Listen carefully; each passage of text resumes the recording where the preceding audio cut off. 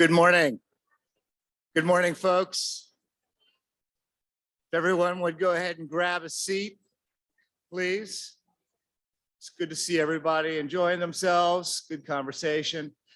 Thank you, everyone, for being here today. On behalf of the ARC of Virginia, my name is Gray Persons, the now chair of the board. And I just wanted to, again, welcome everyone to breakfast this morning. We have some VIP guests this morning. I want to go ahead and recognize them. First, I just wanted to recognize Delegate Ann Farrell-Tata. Delegate, thank you for being here. We have a candidate for the House of Delegates, Phil Hernandez. Delegate, there you go, Phil Hernandez, a candidate. We have several folks from Virginia Beach City Council with us today. We have Councilman Michael Berlucci.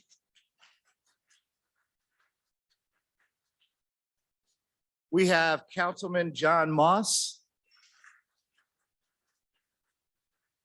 We have Councilwoman Rosemary Wilson. And has Councilman Linwood Branch made it here yet? I don't see him. Okay, I think he'll probably be here shortly. We have several city council candidates. We have Chris Taylor. We have Dr. Amelia Ross Hammond.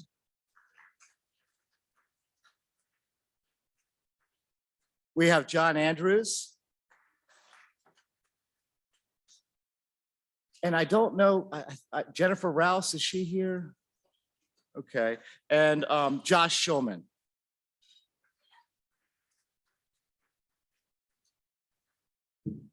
So folks, thank you all very much for being here. Tanya, do I go ahead and introduce you, Tanya? Okay, all right, moving on. Let's see. May I have the Littel? I don't have it. Okay. So again, my name is Gray Persons, and I'm sorry.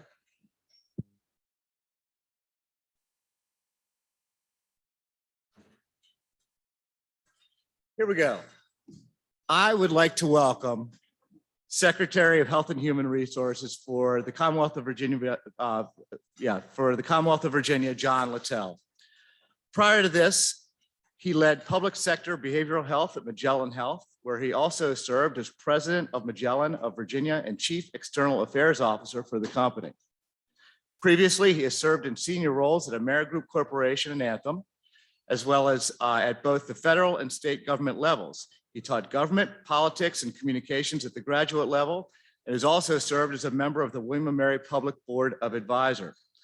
Mr. Littel earned his bachelor's degree in philosophy and political science at the University of Scranton and JD from the Columbus School of Law and Catholic University. He's a member of the Pennsylvania Bar.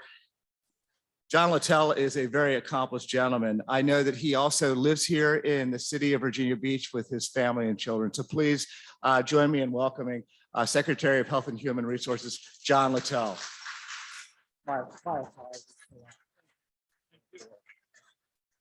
Good morning. I know you are exactly what you want to hear. You want to hear from me during breakfast. So please keep eating, and eggs might be better. So first off, I want to thank the ARC for inviting me today. It's really good to be here. It was really important to be here. I had a pretty difficult schedule, so I really appreciate the work that you all did to make sure that I could be with you this morning and do that. So first I want to say thank you. I say thank you to the ARC for all the work that you do in Virginia, for the people that you serve, and for the Commonwealth, and for all the people that are here, whether you are advocates, parents, caretakers, community service board workers, whatever you are, thank you. I know that the work that you do today is really important, and I know that the work that you did over the past couple of years has been really pretty difficult, so thank you. I want to maybe just talk a little bit about some of the things that are going on in my world.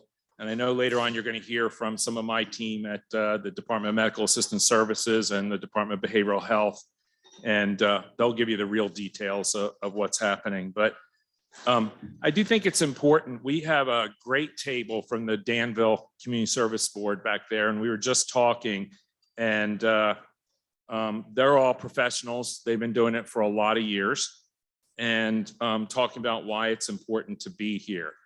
And the specific thing that was mentioned was to hear from self-advocates, right? To hear from people who are telling their own stories, sometimes difficult ones, and learning from that and using that for the work that we do. And I have to tell you, that's what's really important. You know, I can be in Richmond and spend all day, every day, meeting with people.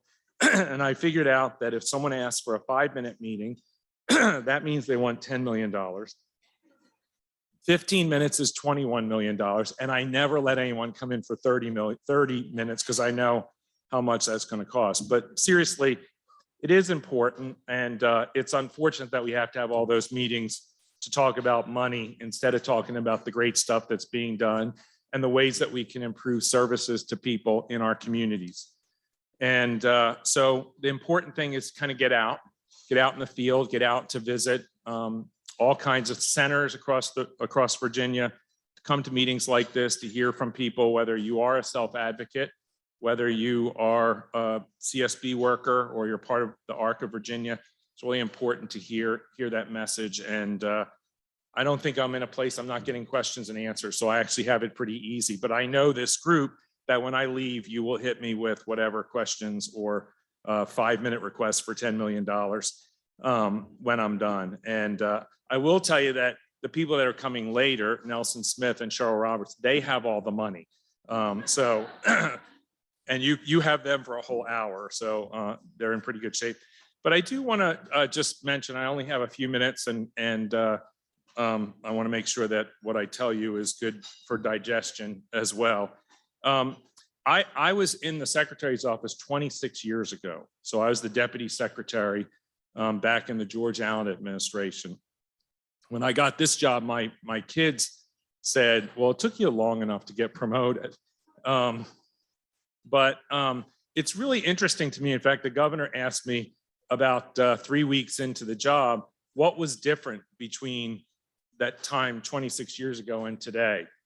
And the office is different. The office is a lot better than it was. But it's really interesting that a lot of the issues that are on my desk today are exactly the same ones that were on my desk back then, which I don't know whether that says that I did a really bad job 26 years ago, or that these issues have really persisted.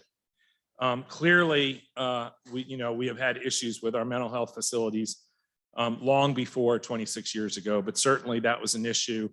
Right around then is when the Department of Justice got involved, and we sort of started that whole process, which I think, as you know, the lawyers will say, unpleasant, but I think the outcome of that has been very, very positive for the people that we serve. And many other issues. The organization is a little bit different. You know, I had 12 agencies back then. I have 12 agencies, but some of them have moved around. We had a budget of about $5 or $6 billion, and our budget today is $24 billion.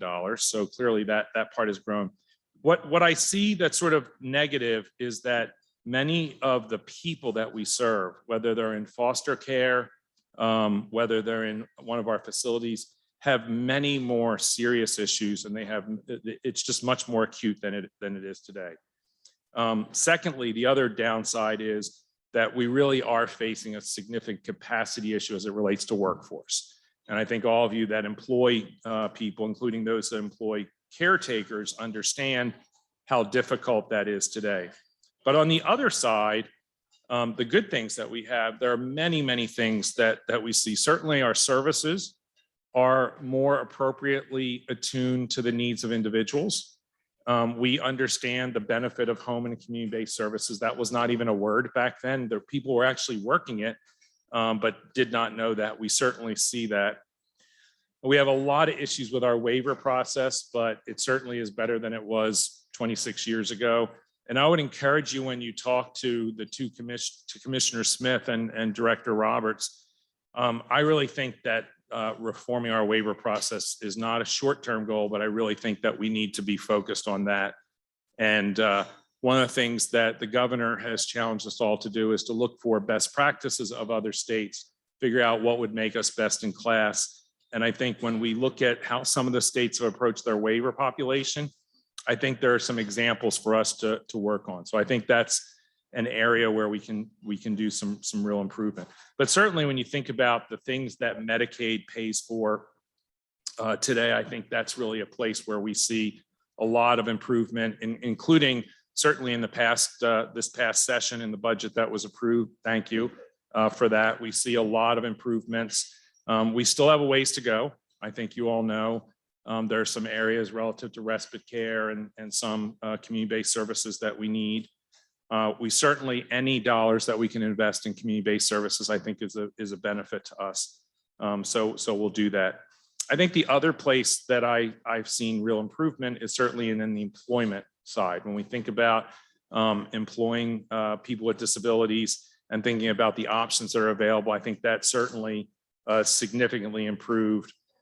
You know, when we spend a lot of time, every governor cares about jobs, right? They all campaign on, I'm going to increase the number of jobs. The second they get here, they're looking at how many jobs are created, how many businesses come to Virginia. And, you know, right now, Virginia is still, I think we're 43rd in the nation in the recovery from COVID, meaning that we just have not come up to the same level of employment today that we had in 2019. And part of that is to understand, where are the employees? We have about 115,000 people that were in the workforce before that we don't know where they are. I think many of them are people with disabilities.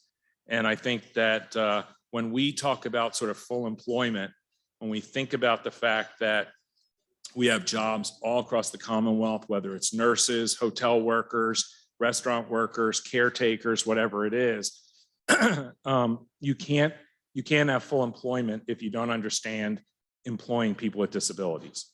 And so I think the opportunity that we have to do that, I think is really, really important. I think some of you are aware that the Department of Aging and Rehabilitative Services worked with the Department of Human Resource Management to create a new website that allows people with disabilities to access state jobs. And I think that will be really important. The downside of this is we just don't have the capacity right now. So we have to look for nurses, personal care attendants, things like that, look for ways that we can produce training programs and opportunities like that. I think one of the last things to think about are just rates, right? We've spent a number of years, and this certainly precedes me and Governor Youngkin, thinking about are our rates for services that are provided in Medicaid appropriate? And I think very few of them are. I mean, Virginia has a long history of sort of getting to these appropriate rates piecemeal. We've done a couple of studies, and I think we have figured out in this budget, we have certainly increased a number of those, but really thinking about how we go forward, thinking about how we create that capacity. So we're looking particularly at nurses, the whole range of nurses from certified and licensed nurses through nurse practitioners and psych and nurses as well. And looking for ways that we can improve that, looking for ways that we can improve some of the training programs that we have. So I think at the end of the day, it's really important to reiterate that we are committed to improving the employment of people with disabilities. We have many, many people, you know, many of them that are working, but we can certainly, do better on that. I know I only have a couple more minutes, and I do want to say that we're really cognizant of the work that's going on. And I think it's really important when we have self-advocates, when we have peer advocates, peer counseling, that those are places where we can really learn lessons. And I look forward to doing that as we go forward. I look forward to hearing about the work that goes on today with our state employees and some of the work that we do. And I really want to thank you again for having me and for the work that all of you do today and every day. Thank you very much.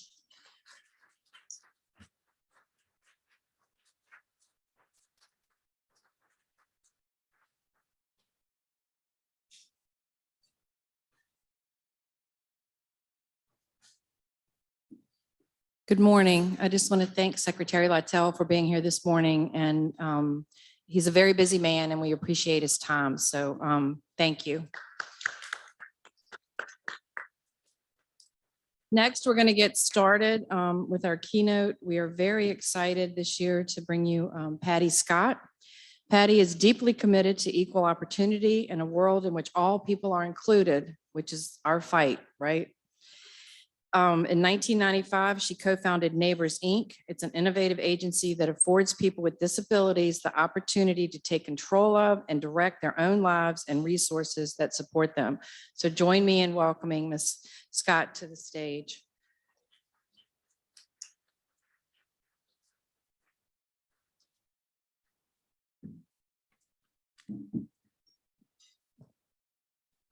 Thank you. It's really nice to be here. I'm gonna not stand behind the podium, partly because it just doesn't feel right to me, but also partly because I'm too short, really, to stand behind podiums.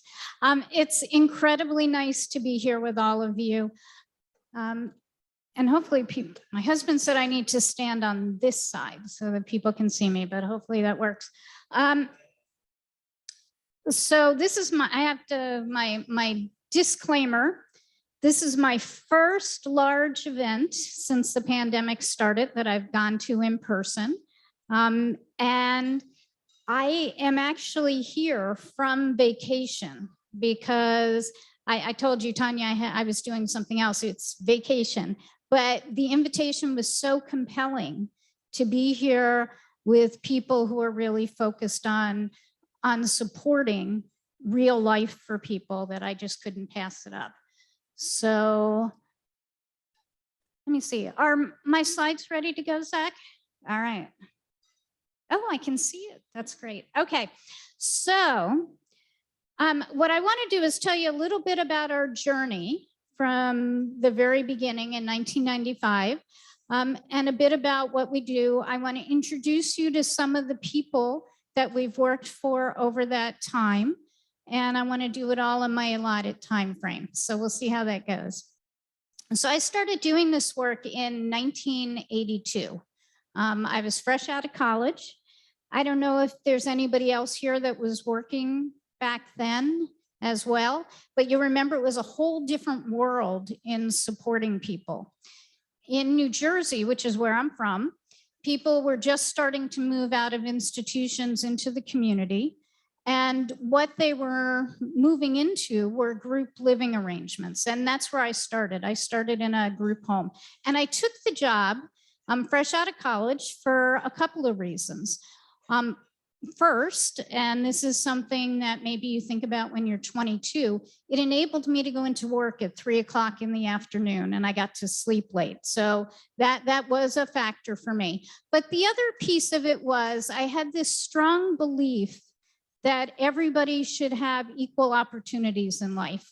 Everybody should be able to live life the way they wanted to, that there should be a sense of justice in the world. And there was something in this work that seemed like it could relate to that sense of justice that I felt. And I started working as an assistant manager in a group home for 6 men who had recently moved from an institution in New Jersey.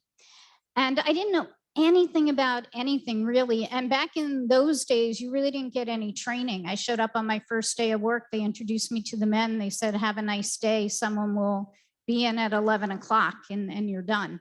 But as I worked there over the first couple of months, I noticed right away that there were things that didn't feel right to me. And some of those things were that these 6 men who lived there in that group home together, they were all way older than me. They were in the youngest guy was about 40, and the other guys were in their 60s and 70s. And they had known each other in the institution and lived together for as long as 30, 40, 50 years in some cases. And none of these guys liked each other. Like for years and years and years, they didn't like each other. And yet they were all living in a house together. And some of them were even sharing bedrooms together. And that just didn't seem right to me. Even though I didn't know anything, it didn't seem right to me. The second thing I noticed was that we weren't exactly welcomed into the neighborhood. And by not welcomed, I mean we had to build a fence around the property to satisfy the town council. And when we built a fence around the property, we then had to build a fence around the patio because people could still see over the property fence if people were on the patio. So the men, who were all really, really nice people that I was working for, weren't exactly being welcomed into the neighborhood. They all went to the same day program, and other people at that day program were people who had moved from the same institution into the same county, and they rode the day program buses to get there. And then the day program people also did the recreational activities in the county. And we would go to bowling on Tuesday night, which was a lot of fun. And I even got a Special Olympics bowling trophy for most improved bowler after my first year. And thank you, thank you, thank you. It was pretty easy because I started at such a low point that any kind of improvement was easy, but it was fun. And there was a Friday night canteen and that was fun. And so there were a lot of fun activities. But what struck me about this was that these guys, they were living in a beautiful house in a beautiful neighborhood. They were spending all their time with the same people they had spent it with in the institution. They weren't welcomed into the community. They weren't part of what was going on in that community. And they were living a life in a nice house that was very similar to the life they lived in the institution. We had all the control. At 22 years old, I'm half the age of the youngest guy. I'm like a third of the age of the older guys. And I'm making all the decisions, what we're going to eat and how the money is spent. And I was the one who drove. So if we could go out, all of it just didn't feel right to me. And those of us who are working there, we were all nice people. And we wanted to support people to have a good life. So I knew it wasn't us and the work we were doing. But there was something that just didn't feel right.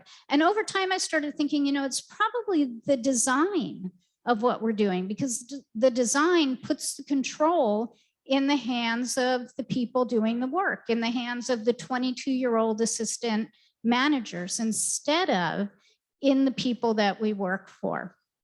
And over the next 13 years, I worked pretty hard to try and change things in the organization. And we help people move into their own apartments in some cases. We help people get jobs. We help people expand their social networks a little bit. But by 1995, still 85% of the people we worked for were living in these group homes that didn't feel right to me. And at that point in time, I was co-executive director of the organization. So I had a different sense of responsibility towards it. Well, in 1994, I met a woman named Janine. She had tried to kill herself and wound up in the hospital. Her mother died. Her and her father loved each other, but they didn't get along well. They would have fights and it would escalate. In one escalation, Janine tried to kill herself. She wound up there. We wound up after that point in time temporarily supporting her for a while. And in the field in New Jersey, when you were temporarily supporting someone, at least back then, it turned into a very long temporary. So by a year later, when we were still temporarily supporting Janine, I had gotten to know her really well. And she was my age. We were both 35 at the time. And we were very similar. She was stubborn. She had opinions. She wanted things to be her way. I was stubborn. I had lots of opinions. I wanted things to be my way. We both wanted to have our own home, and I was in the process of buying my first townhome. We both wanted to fall in love and get married, and I hadn't met my first husband yet. And so we were both kind of in that space. Career was very important to both of us. And the only difference really between Janine and I was that she had what were considered to be a high level of support needs. She had a whole bunch of labels attached to her. Obviously, she had some mental health issues because she, tried to kill herself and wound up in the hospital. But she also had the label of cerebral palsy, and she would have seizures, and she needed help with a lot of stuff. So we helped Janine get a job. I actually hired her. She was a receptionist at our office. And some days she was a great receptionist, and some days she didn't have as much of a talent for it. If she was in a bad mood, she'd hang up on people when they called, which, didn't go over well. And this is before the days of voicemail. But we also spent so much time with Janine that we really started helping her to pursue life the way she wanted it to be. And we found a place that she could rent and live in. We found a young couple who could live with her and provide her with some support. We figured out how she could have staff support that would cost no more money than if she was living in a group home. And she was all set to move into this place, and she had her job. She was making some money. And on a Friday afternoon in January of 1995, about 4 o'clock, I got a phone call from the state of New Jersey. And whenever you get a phone call at late afternoon on a Friday, it's not going to really be good news. And essentially what they told me was Janine couldn't move into this place that we had organized for her. And the reason she couldn't move was because our organization, the organization that I was a co-leader of, had, and this is the language that they use, they had vacancies in some of our group homes. So we had slots that needed to be backfilled. This is not my language. And Janine was going to have to move into one of those slots. And that started about a 5-hour conversation back and forth about why that wasn't a good idea. And that's before the days of conference calls too, right? So I would call Janine and I would call them back, and I would call her dad and I would call them back. And this went on till about 9 o'clock at night, at which time they decided they were done with me. They told me, we're not talking to you anymore. We're not taking the calls. We're not answering the emergency page. The conversation is over. And they also said the final decision was Janine had 2 choices. One choice was on Monday morning, she could go back to her father's house, which was obviously not a good situation, not a choice at all. And the second was she could pick which of those vacancies she wanted to move into. And those were her only choices. Janine was devastated. Her father was incredibly disappointed. And I have to admit, I think I was as devastated as Janine, because I got into this because I wanted to support people to have equal opportunity and to have choice and to have a sense of justice in what was available to them in life. I was co-leading an organization, doing things in a way that I hadn't thought was right for the past 13 years. And by doing that, I had become the barrier to Janine moving. What we were doing as an organization, instead of helping her, had become the barrier to her living the life she wanted to live. And it's one of those moments where you like look yourself in the mirror and it's like getting slapped upside the head, right? You realize you're just getting this wrong.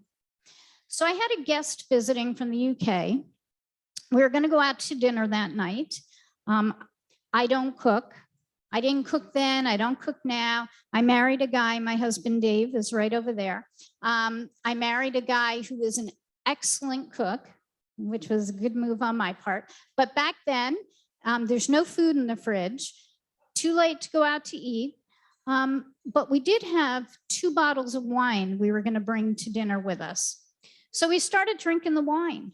And as we're drinking the wine, we started having a conversation about, wouldn't it be great if we could start an organization where we could support people in the way that we think makes sense? And the more wine we drank, the better the idea seemed. And by the end of the 2nd bottle of wine, we had decided to start an organization. So we put our money together. We came up with $250, which it's amazing they were letting me buy a house at that point in time, right? With that kind of money in the bank. And we were able to incorporate. And we started this organization called Neighbours Inc. So if we were going to start Neighbours, we had to think about what is it that we want to design and create. All right, so hopefully all the technology is going to work now. There we go. So the way things had traditionally been, there would be a person, maybe they had family, friends, allies, maybe not. A lot of the people I'd worked for over the years didn't have anybody when I met them. And then there was the organization, the agency and the staff of the organization. And in the agency was where all the power and responsibility lay. And we wanted to shift that. We wanted to move the power over to the person, their family, and their allies. So we wanted the person to have the control.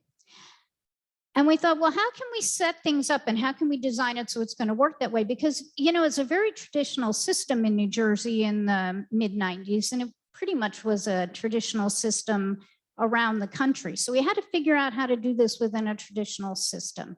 And we decided the 3 things we would set up and design are that people would have control of their own funding from the state. Now, individual budgets now are a thing all over the place, right? But it wasn't back then. So what we worked out with the state is we would take 1/6 of what it would cost for someone to live in a traditional group home, and help them figure out how to have the life they want to have with that same amount of money. And we were able to sell that idea. And what that meant was we'd have to be creative, right? We couldn't rely just on dollars from the Division of Developmental Disabilities. Oh, lights are interesting. I look way better in low lighting, so I don't mind the low lighting at all. So it also meant we had to look for other resources, and we figured out stuff like people sharing their homes with someone who might provide support and doing things along those lines. We figured out how to get people accessible minivans from the Department of Transportation. We looked at ways for people to get mortgages so they could buy their own homes. And anyway, it would take too long to talk about the details of all of that, but we knew right from the beginning that the funding wasn't going to be enough for people to live life the way they wanted to live it if they're not living with 6 other people or 5 other people. So we'd have to be creative. We also decided that people should have control of their homes. So for every single person that we helped, we made sure that they either signed the lease on their own home or bought their own home. And in the beginning, we worked hard to help people get a credit rating. Occasionally, I would co-sign the first lease for someone until they developed that credit rating. But everybody's home was theirs, and they could decide who, if anybody, was going to live in their home with them.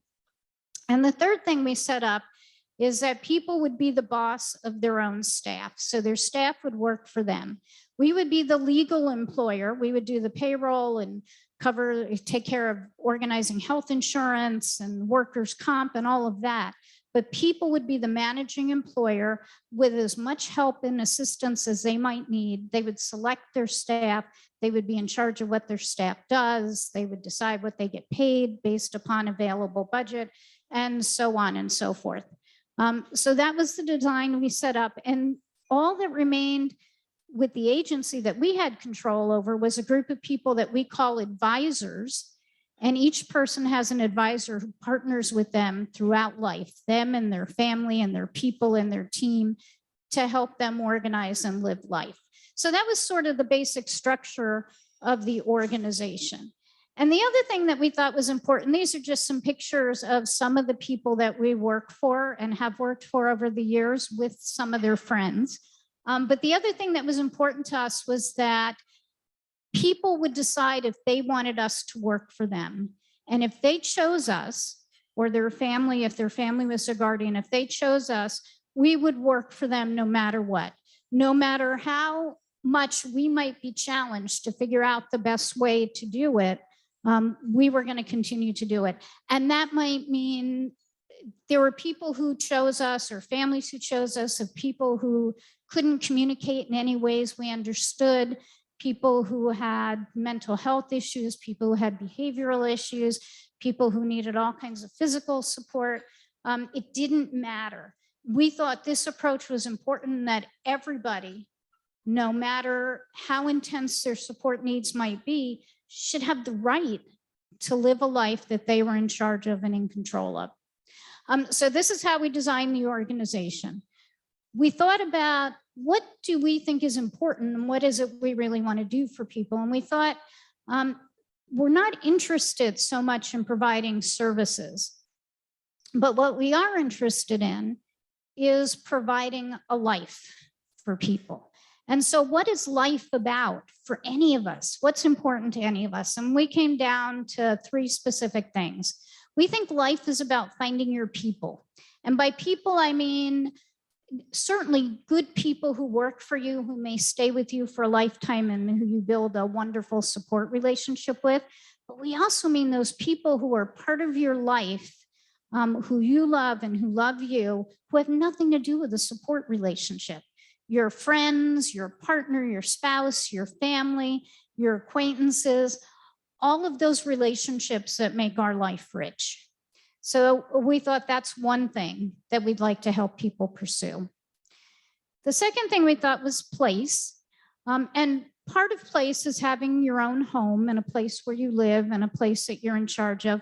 But part of place for us was also finding a place in the community where you're recognized, where you're known, and finding many of those places. So being part of that community. And the third thing we thought was really important was helping people find their purpose and express their purpose in life. So why do you want to get out of bed in the morning? How are you going to make a difference in the world? What's your contribution going to be? And like I said, this didn't really have anything to do with disability for me. This is what I wanted from life. And this is what I knew other people wanted from life. So we thought if we did this, we could help people pursue life. Now keep in mind, we had no money, right? I'd already blown my $250. So we were really starting from scratch on this, but we thought, what is it that we want to invest? And even though we had no money right now, down the road, maybe we would. We have time, effort, resources, all our energy, and where do we want to invest it? And we think about it in terms of investing, because if you spend time on helping people develop relationships, for instance, the payoff can be amazing, right? It makes their life better and it makes our work easier down the road. So we wanted to look at it in what do we want to invest in? Things that may take a lot of time in the beginning, but may pay off in the end, and hopefully will pay off in the end. So here are the things we thought were important to invest in. The first was a vision. We wanted people to develop a vision for what their life might possibly be. And we were starting with a clean slate. We had no programs, no homes, no nothing that we could show anybody. We just wanted to hear what was important to people and then use that to help them build whatever their life was going to be. The second was this whole idea of power and that people would be in charge of their life. And what's interesting is along with power comes responsibility. And so then we had to figure out how we can support people to take the responsibility they might need to take for the choices that they make. The third thing was trying to help people figure out what it is they have to offer the world. And we wanted to invest in that, because how often have people been told they weren't bringing anything to the table? Or how often do people have meetings where it's focused on what does this person need? What can't they do? What do they need to do better? And we wanted to look at it differently and think about it in a framework of helping people to discover what their gifts are and what they have to offer. And now, if my technology really works, I'm going to show you about 40 seconds of Tyrone. He is one of the people that we worked for, a wonderful, wonderful man. And he talks a little bit about gifts and what's important and says it way better than I do. So I want you to hear his words. Your disability, that's something that you live with, but that's something that should not define you. You should be defined by what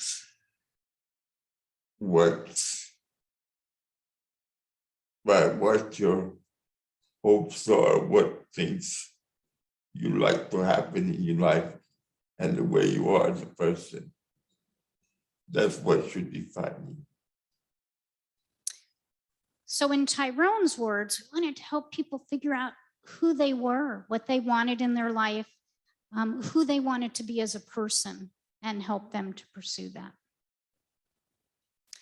The fourth area we wanted to invest in, if this works, yes, is this whole idea of building presence in the places and the communities where people lived.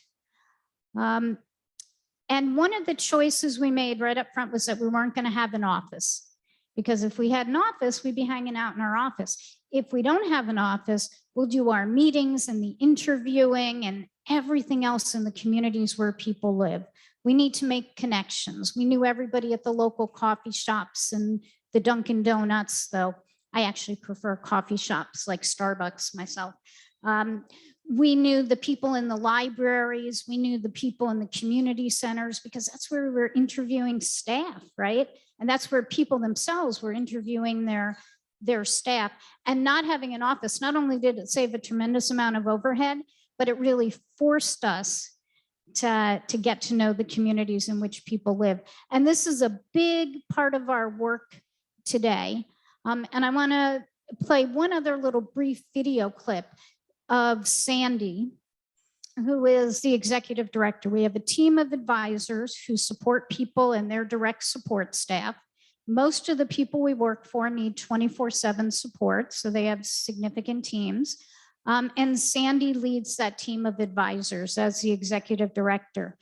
And when people get started doing the work, one of the things, hopefully, this is our goal, the first thing that they do is they get to know the neighborhood where they're going to be working. And this is Sandy just talking about that a little bit. So during the getting ready spaces and pieces with Bernadette and Caitlin, I spent a lot of time with Caitlin going around the local community where they were going to live, because it's a community that I'm really familiar with. And I would show Caitlin and Bernadette places that might be really good places to contact for volunteering, socializing, just getting to know their neighbors. And we were right in the middle of COVID, so it was really hard in certain places. But Caitlin was just phenomenal. And she was fearless in her efforts. She would call places and she would try to find somebody on the phone that she could talk to and make a connection with. She would show up places just to say, hey, I'm here just to kind of see what you do here and see what happens. If they were closed, she would go back. If she got a voicemail, she would call back.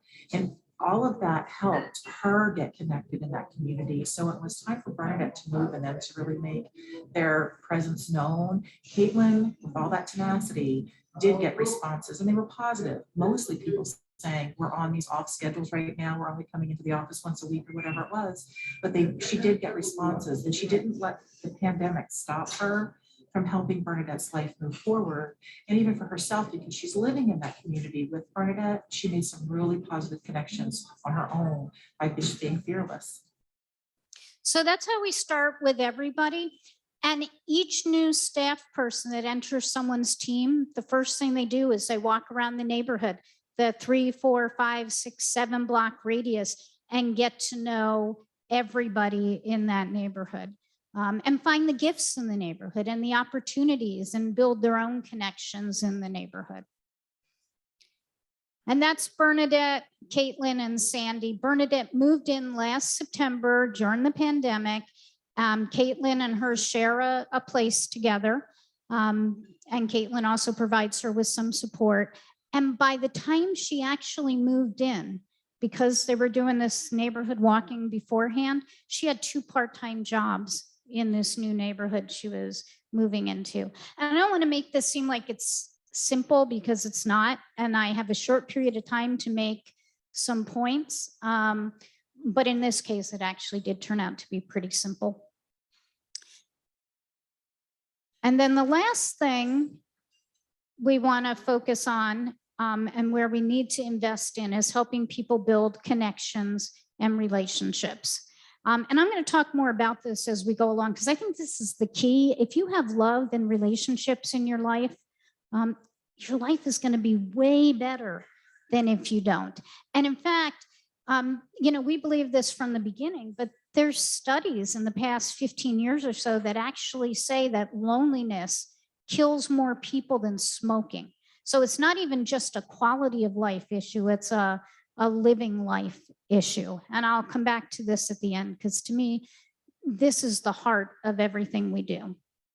So I think what might make this all make more sense is if I just tell you a story of Meta. And Meta is one of the people that we worked for. I met her in 1996. She was living in an institution, and the institution was going to close. And to New Jersey's credit, it's one of several they've closed over the years. She lived in that building when I met her. That was the hospital unit. She had been there. She was 79 when I met her. She had been there since she was 29 years old. Her parents, or her dad and brothers brought her there. It was another one of those situations where mom died and they didn't know what to do. And in 1946, it was state of the art to go to North Princeton Developmental Center. They fought to get her in there. And she hadn't seen any of them in about 40 years at the point in time that I met her. She wound up in the hospital unit because when she heard the institution was closing and she would be moving, she didn't like it. She didn't communicate much with words, but she took control in the only way she knew how, and she stopped eating. So they put her in the hospital unit so they could feed her with a tube, forcefully feed her. And I went to meet her there and I thought, well, she's not happy about moving. We were just starting our organization. And I thought maybe she'd be interested in a life that made sense to her. So she was in that hospital unit. And I should say this, the people who worked in the institution didn't want it to close. So us visitors weren't all that welcome when we showed up. But she was in her wheelchair. She was all hunched over like this. And, you know, I'm in my mid-30s. I'm excited. I'm perky. I can talk a lot. I went in there and I said to her stuff like, I know you're not happy about moving, but you're going to have to move anyway. And how about if you live where you want and how you want? And if you share your dreams with me, we can try and make that come true. And I went on for, it had to be a good 10 minutes. And she was still sitting there hunched over. And then she lifted up her head and she looked me straight in the eye. And she said, fuck off. And I excuse the language. It's a direct quote. I will not use that word again, I promise, but I felt like I should use her words. And I thought, you know, if she's making the choices and she's in charge, and if our thing is if somebody chooses us, we'll work for them, boy, she sure made her feelings clear right here and now. So I left, but I'm kind of persistent.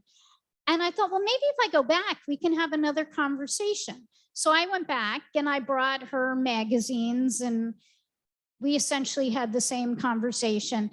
And I went back and had the same conversation several more times. I brought ice cream, I bought nail polish, I brought videos. This was back in the days of those VCR things. I brought anything that I thought might make her like me, but she told me to F off every time I came. So after a while, I came back so often that the staff actually took pity on me. And they told me she liked these feral cats out back. So the next time I came, I brought her, whoops, oh, I went too far. Let's see. All right, well, ignore the second. All right, give me 1 second. So I brought her the cat. I did it again. All right, just ignore the second picture. I brought her the cat. She named the cat Tommy. She loved that cat immediately. And I'd like to be able to say she loved me immediately, but she did not. But she started to tolerate me because I would come back and bring Tommy, and she wanted to see Tommy. And after a week or two, she decided to go out with me. And we got in my car, it was a whole big rigmarole. I had a trunk and we had to fold up the wheelchair and I had to transfer her. And Tommy rode on her lap in the front seat, probably breaking all kinds of traffic rules and laws. And we drove around and we went through the pillars. There were no more gates, but the pillars. And it just struck me as we were driving around that first time that she hadn't been off the grounds for 40 years, right? Like I knew it from her papers, but you don't really think about it. And I'm thinking, she hasn't seen traffic lights. She hasn't seen movie cinema. She hasn't seen strip malls. New Jersey is the state of strip malls. She hasn't seen a Starbucks. She hasn't seen any of these kind of things. And then I was thinking, you know, here I am half her age, telling her I can help her make her dreams come true. And she has no idea what's available outside of the institution. And I thought, no wonder she's telling me to F off, right? I mean, it just makes total sense. And it just, you know, there's things you know, but sometimes you need to be really confronted with them. It just made me realize how important this idea of experience is when you want people to think about what their vision for their life is. If you have no idea what's out there, if you don't know what's possible, it's hard to even dream and think about what those dreams might be. So we went out a couple more times. And the second or third time we were driving around, and by now she had started to, I think she moved beyond tolerating to grudgingly accepting me. We're driving around one day and she says, and she's a woman of few words. She says, I want to live near my 2 older brothers. 40 years she hasn't seen these people, right? And then I started thinking, man, she's been holding that in her heart for 40 years. I am one of thousands of people who I'm sure have done planning with her. You know, they do it every year in the institution. Their staff come and go and come and go and come and go. How deep must this be for her? And again, I thought, no wonder she's telling me to F off. Why would she want to share the deepest, most important things to her with a complete stranger half her age? And I was honored that she trusted me with that. And then I had a couple of other thoughts real quickly. One is, oh my God, we have to find her brothers. And the second was, oh my God, I hope they're still alive, because she's 79 and she's talking about living with her 2 older brothers. Well, Furman, who you see there, is still alive, was still alive. Neither Meta nor Furman are alive now, 25 years later. And we found Furman.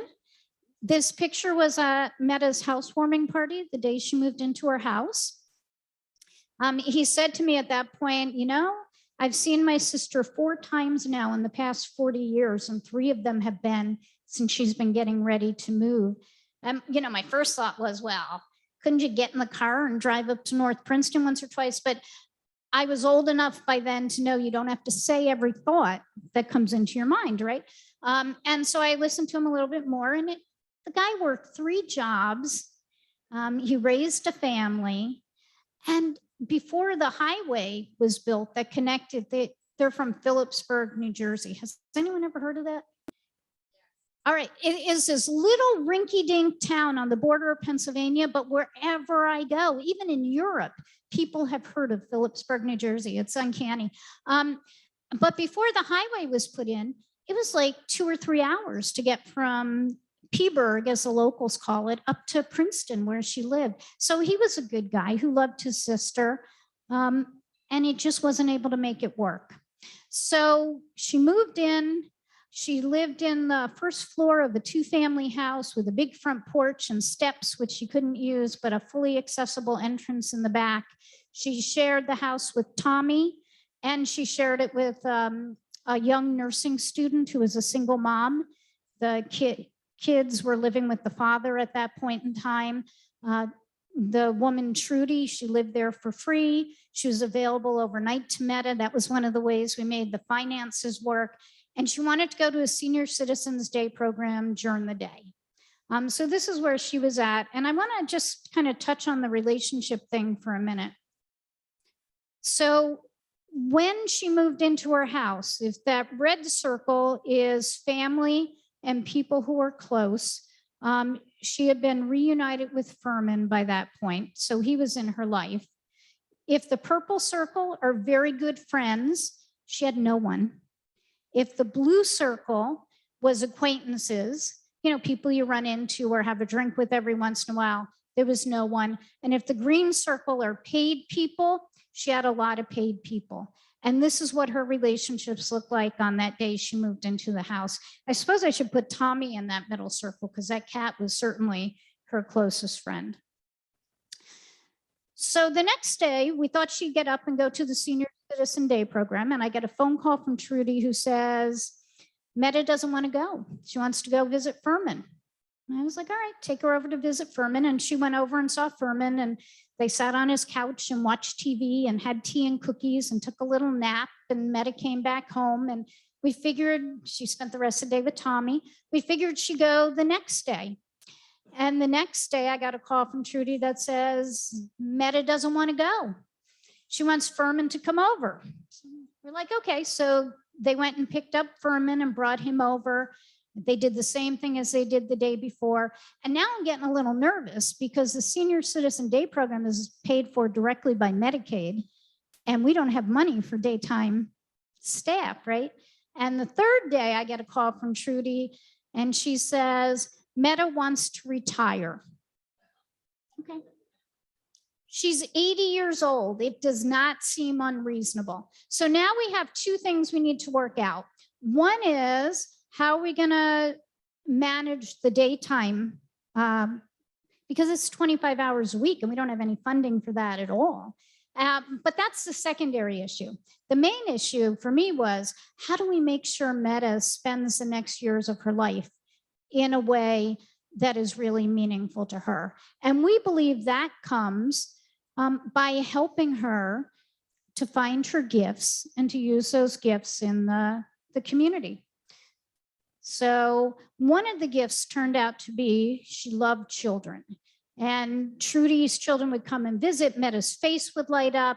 She loved being around the children. So one of the things she started doing was babysitting for some of the young families on the street with the support of her staff. Obviously, she's in a wheelchair and she can't run up and down the street after him. But she started babysitting. The kids love Meta. Meta loved the kids. You can see the joy on their faces. So that was one of the first ways she started to make a difference. The second thing that happened in the neighborhood was that when you love somebody's kids, they love you. And so Meta started getting invited over because she was now seen as the grandmother of the block. People thought of her as the grandmotherly figure. She started getting invited over to other people's houses. And they would invite her over for tea, or they'd invite her over for lunch on a Saturday or whatever. So she started to get to know the moms in the neighborhood, many of whom were beauticians. And you'll notice there's some pictures where she has white hair, some pictures where she has red hair. She's an 80-year-old with nail art. They would do nails and hair and do all of that.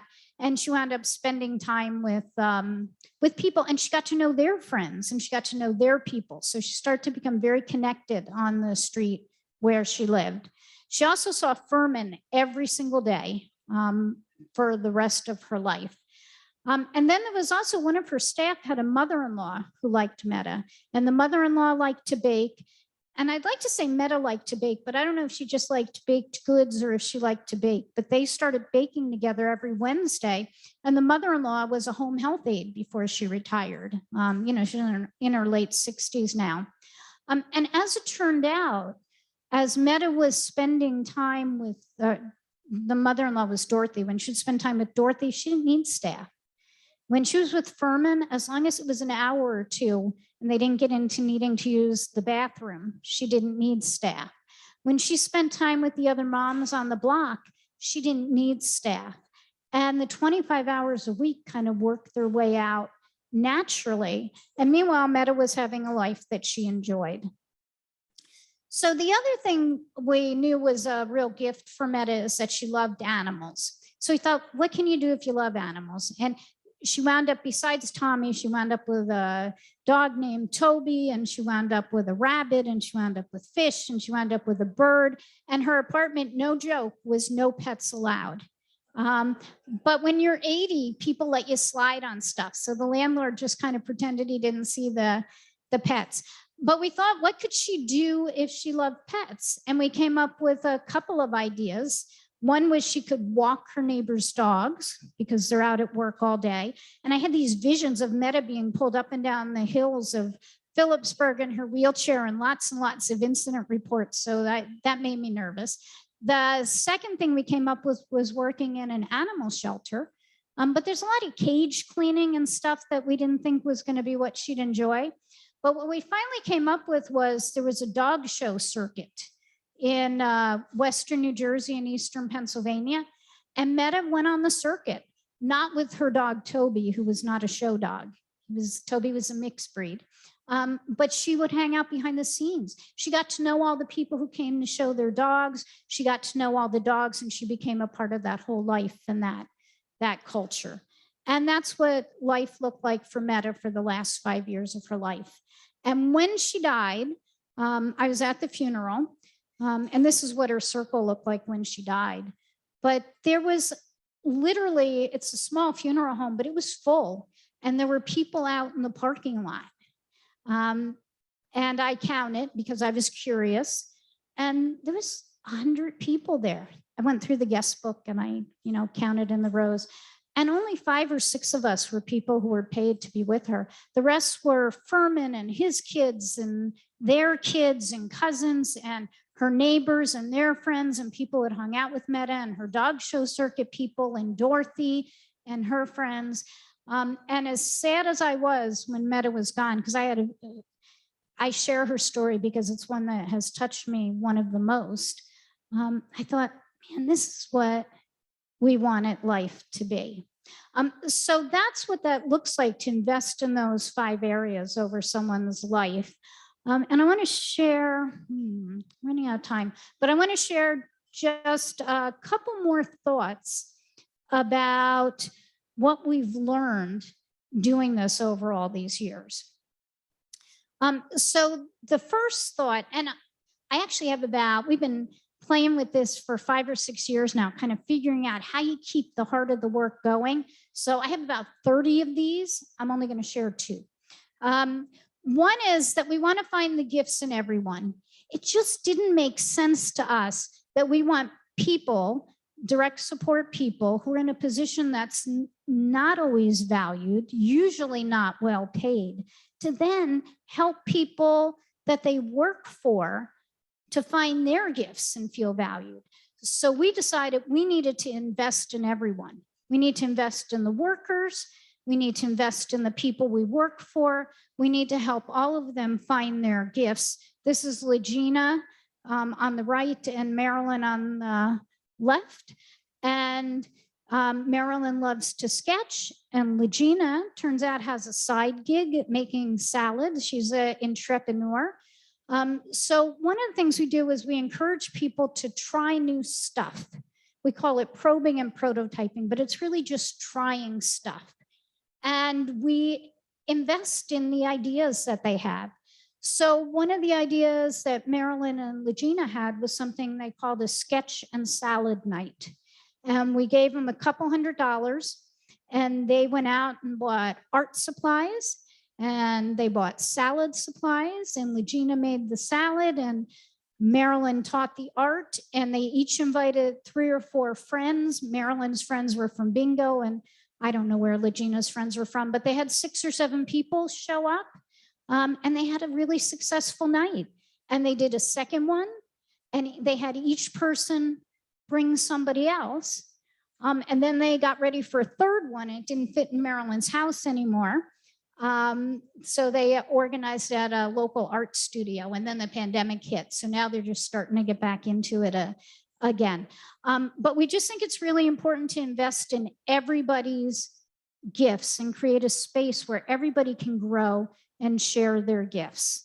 And one of the things we're doing right now over the summer is we gave about, 20 or so people who work for the organization or for the people we work for, gave them $300 each, told them to partner with the person they work for, find 2 people who are not part of Neighbors at all, and go out and do something in the community that will make a difference in the community over the summer. And they're doing that. But that's the idea of investing in people. We also do that neighborhood walking, and we have people do that right when they first start the work. And we do it with them on a regular basis as well. And we think of these things as practices. The investing money, the probing and prototyping, the neighborhood walking, and we've got, like I said, about 22 others. And anybody who's interested can feel free to can feel free to be in touch with me and I'll talk more about it. But the point I wanted to make is, as we've learned things over time, we keep adjusting things and figuring out ways to still keep focusing on what we think are important: gifts, community, and relationships. And I want to end with two things. This is about 3 minutes of Natalia and Sharnique. We work for Natalia. She and Sharnique have lived together for 20 years now, maybe a little bit more. Sharnique also does some work for her. But I just want, it's under 3 minutes. I just want you to hear them talk about their relationship, because I think they say it better than I ever could. Ask. She's telling you to ask me. With our relationship, first and foremost, she's given me a place to stay. I had my own apartment when she asked me to come move in with her. And it was hard because I had a child and I'm like, I have a kid. Like, how is this going to work? And she's like, so what? Bring her. So I didn't think the agency was going to let that happen. I'm like, I don't know how this is going to work out, but it happened. Jonay, which is my daughter, she's now in college. They're like best friends. Things that Jonay don't tell me, she tell her. And that I try to tell Natalia, tell me. So she helps me. She won't tell me. It's like, that's between me and Jonay. If she didn't tell you, she told me, so it's not going to go anywhere. So she helps me when I was raising my daughter, she was there. Teenagers, they like to take chances. Again, she was there. Even things that Natalia wanted to do that she couldn't do, she talked Jonay out of, don't do this because this is what the outcome is going to be. You know, I'm like, Natalia, what's going on? Jonay's crying. She'll tell me, I have it under control. So she was there for me even when I couldn't be there with my daughter. And I'm like walking and I'm worried. She's like, don't worry, I got it under control. You know, so just having that support. Teenagers is hard to raise. So just having that support as a big sister, she was there. Again, like I said, she giving me a place to stay. She understands me. I understand her. She allowed me to be myself. Outside of work, she knows that I need my time. So she helps me by understanding that when work is over, I need my space. Unless it's truly important, don't bother me. Just like you don't want me to bother you. So we have that that little piece, I would say, like a gift, that she knows what I want, I knows what she wants. When she wants to be left alone, she knows when I want to be left alone. I know she could come in from work and she from school and she could have a look on her face. I'm like, Natalia, what happened? She's like, I had a bad day, without her even saying anything, and vice versa. So she understands me. It goes back to our thoughts intertwining, and that's a bond that we grew over time. So I just appreciate me, even personal things that go on in my life with my family. And I talk to her about it, you know, secrets, and we talk. I am allowed to get it off my chest. She listens, she gives me advice. Maybe you should say it this way. I want to say it that way. She's like, I don't think that's good. Then I take her advice and it works. So she helps me just by being there.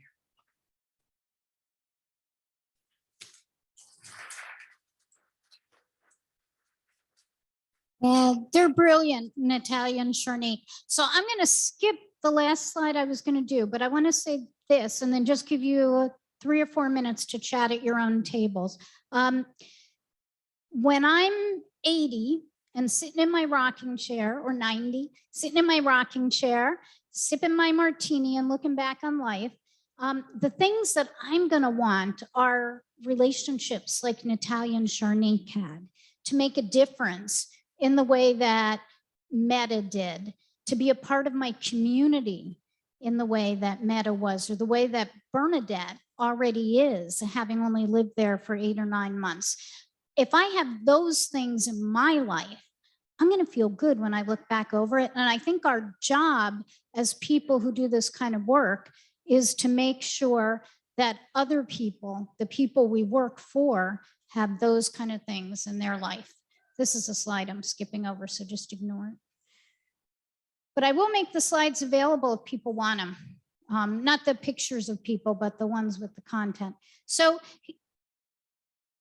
here's what I want to, for God's sakes. Here's what I want to ask you to do. We only have like 5 minutes left. Okay, or maybe 6 or 7, but I just want to give you a chance because you've listened to me for almost an hour now, and that's got to be deadly. So I want to give you a chance to talk at your table a little bit. And if you could just chat for 5 minutes at your table about what of this resonated for you, like what made sense to you, what maybe scared you or made you uncomfortable, and what do you think might get in the way of trying to do this? And then we'll hear just from 1 or 2 people, not questions, but just a couple of reflections after that. So 1, 2, 3, go. Your 5 minutes is starting.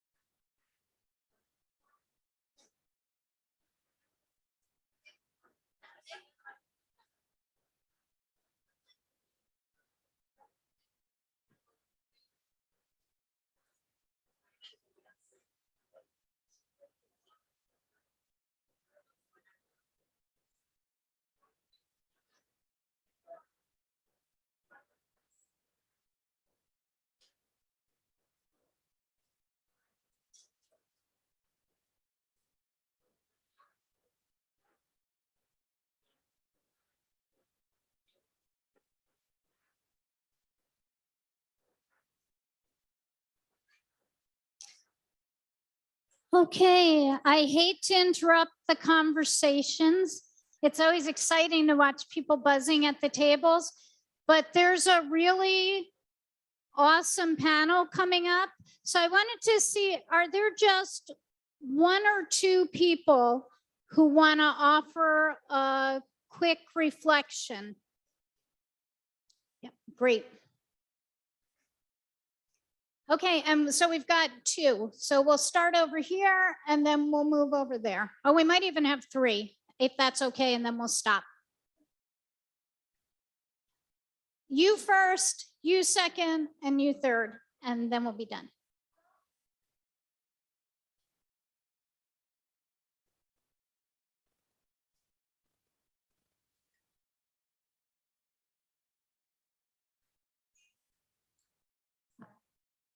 You know what? How about if we start over there and we'll come back to you? So that's Michael, right? Yeah. Oh, hello. Nope. Okay. Okay. Good morning. I was voluntold by my friend Gray to offer a few reflections on what resonated for me, and I thank you for that opportunity, Gray.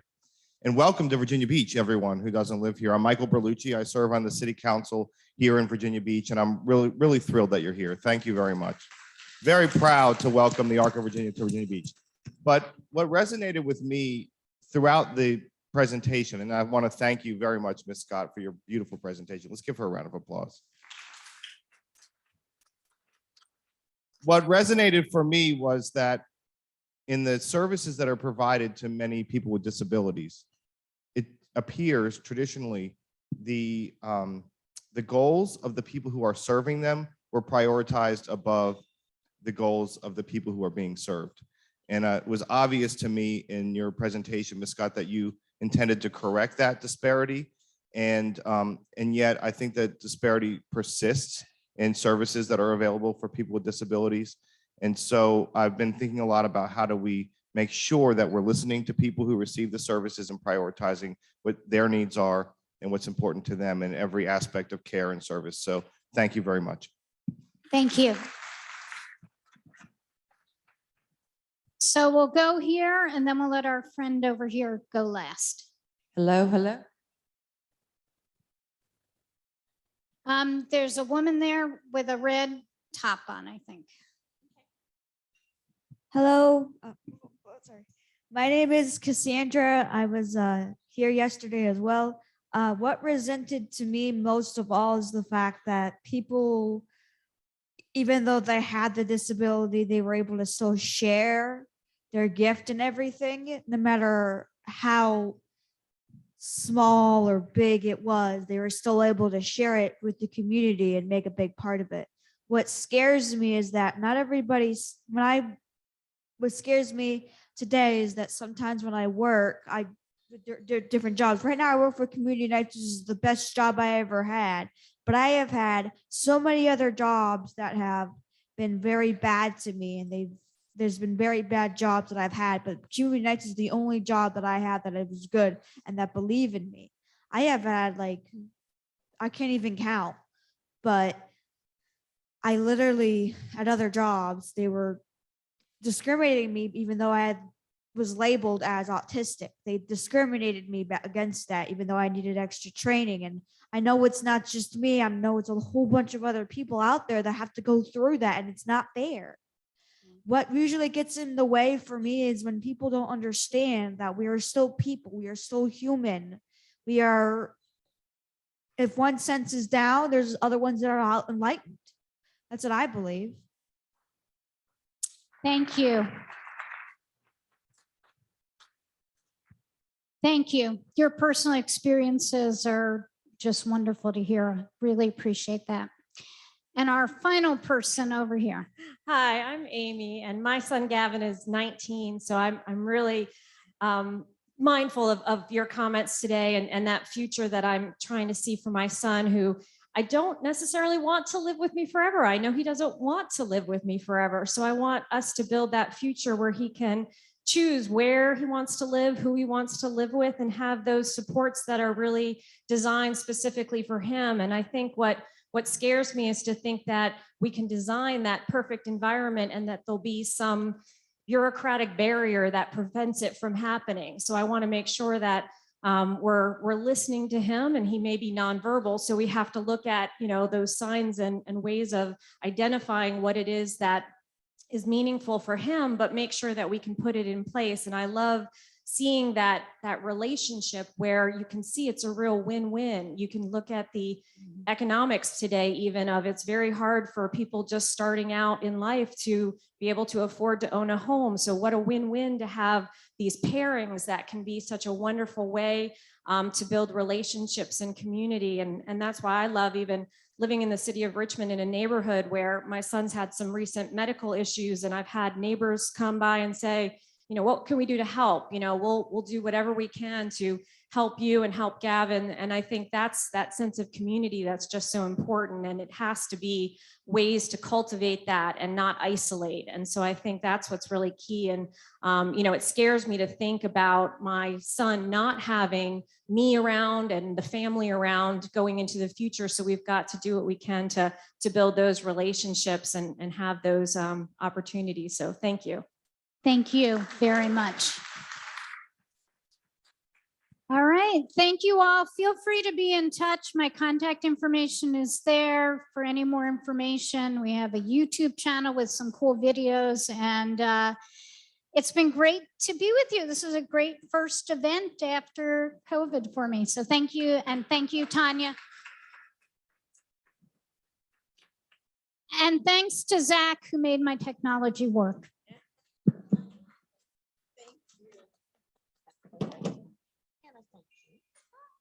If you have time to go to the beach to make up for us taking you, you've got a beach towel. So we took you from vacation. Thank you again. Yes, thank you. That was wonderful. Thank you so much. So we're going to take a couple of minutes to transition. I have a couple of slides, but then we have a panel. We want to think about where are some of these great things happening in Virginia. And we have 3 providers here in Virginia who are going to come up and be part of a panel. So I want y'all to go ahead and come up. You know who you are. I won't even call names. There's so many of you. So we will just take a moment and transition for that. So I want those.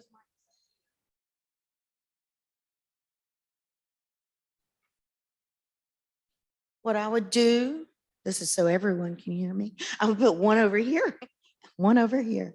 Have a seat wherever. Welcome, welcome, welcome. This is wonderful. Thank you. So good to see everyone coming. However you'd like, we'll put 4 on each side. We have a big group of talkers. We're going to put one microphone over there and one over here. I'm going to stand here so I can see the slides. Excellent.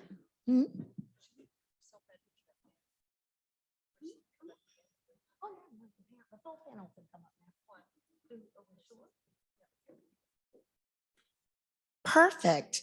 All right. Thank you. Thank you for that, everybody. So what we just heard from Patti is what everybody wants, right? Which is a life. And there are pockets of these innovative things that are happening in Virginia, and we want there to be even more of them. So I want to share, we have 3 provider organizations here to share their story and share what they've been doing. Y'all can switch however works. Sorry. Thank you while we get situated. This is what happened when you have a big and wonderful panel that's filled with people who want to share their story. And that's what we want to hear. So we're going to start by just going through a couple of slides. Everybody will introduce themselves because we have such a big group.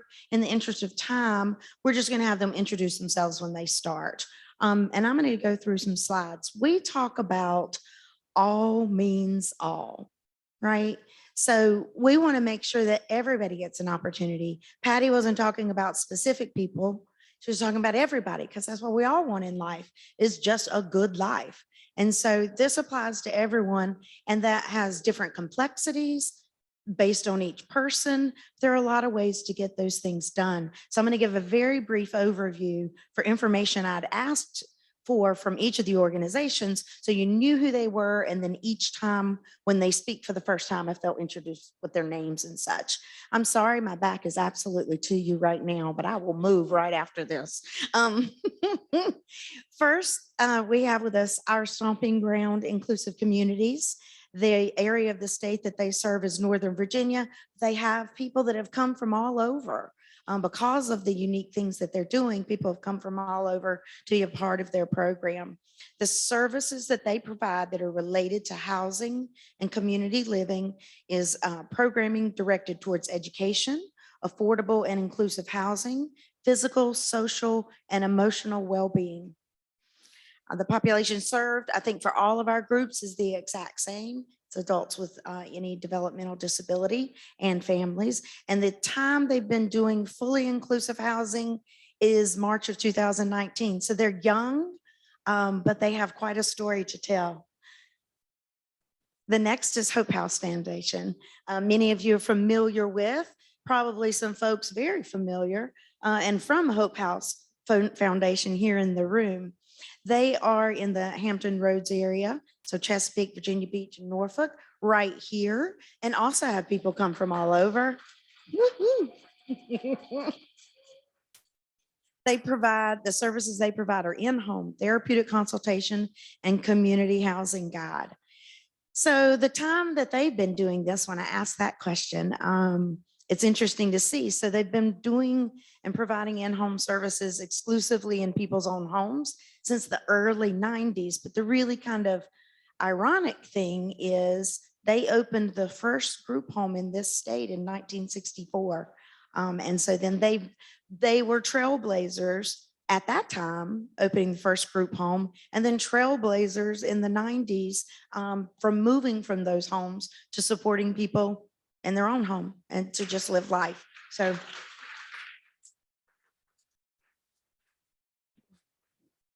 and then last but not least, the Arc of Southside. They are in Danville, Pennsylvania County, and Southern Virginia.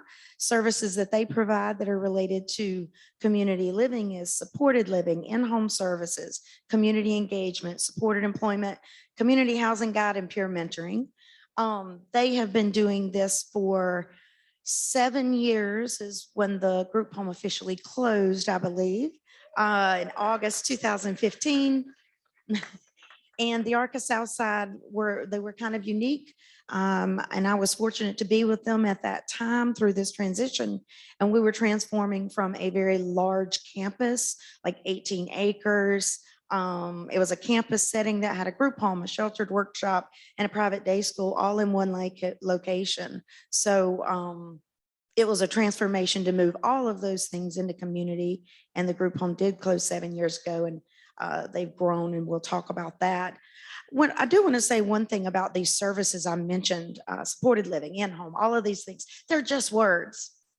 And I always say to my team when I worked in providing services, it's really not important to you, right? If we're working for you and helping you live your life, it's not your job to worry about how I'm getting paid, me, the service organization. So these are just words. They matter for the regulations. They matter for the policies and things that are created at the state.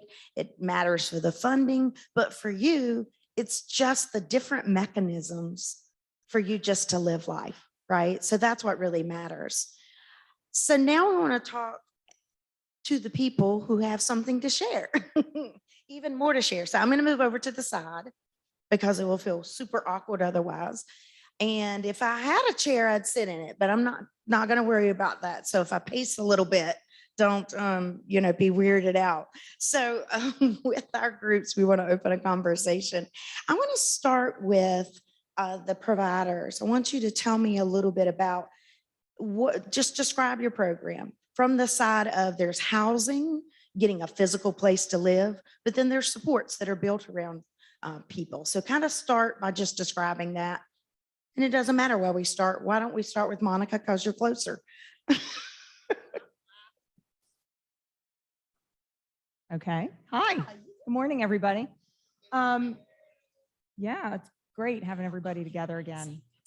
So the Arc of Southside, as Tanya mentioned, was very antiquated. We were a facility-based service organization 10 years ago on an old orphanage site. You know, we see a lot of that, unfortunately, and hopefully less as we're moving into the future of supporting people in the communities. The Arc of Southside went from having, as she said, a day school and a congregate residential home, as well as a sheltered workshop. And now we have 17 different services, a menu, if you would say, to meet whatever somebody's life is. As she said, when people come to seek us to see how we can support them living in the community, we don't necessarily talk about these services. It's just, what do you want your life to look like? And then it's up to us to just pick what might fit the person best. Because really it's just words on paper. It is something that, you know, we make fit for the life that somebody wants. I don't really know how else to describe that. We don't have, you know, any residential homes. Everybody lives however they want to live, whether they own their own home or they rent or they live with somebody. It doesn't matter. It's whatever life you want to live. So don't really know how else to expound on that. That's a great description. And hand that over. Susan, we'll hear from you. Hi, I'm Susan Henderson, the Associate Executive Director at Hope House Foundation, and I am very pleased to be here with all of you today. We provide in-home services to 122 adults in Hampton Roads. Each of them lives in their own home, whether it is a rented apartment or a home that they actually own. Everyone chooses whether they live with a roommate, and no one at this time has chosen to live with a roommate unless it's a significant other, because it's hard enough to live with someone that you choose to live with, much less someone that someone else has chosen for you. So everyone lives in their own homes in the community. We've adapted over the years to be able to help those that have been accepted into our services to be able to find those homes that they live in throughout Hampton Roads, wherever they may want to live. If they want to live in a beach community, a walkable small community like Ghent in Norfolk, or a larger space area where they can mow grass and do those things. So we are now community housing guides as well to help folks be able to find the housing that will go with our services. And we've also tiptoed into the benefits planning world so that we can make sure that people know what their rights are, how much money they can make, what they can do to keep their benefits. And we are also representative payee for some of the individuals to help them have real choice in how they spend their money. So that's Hope House. Thank you.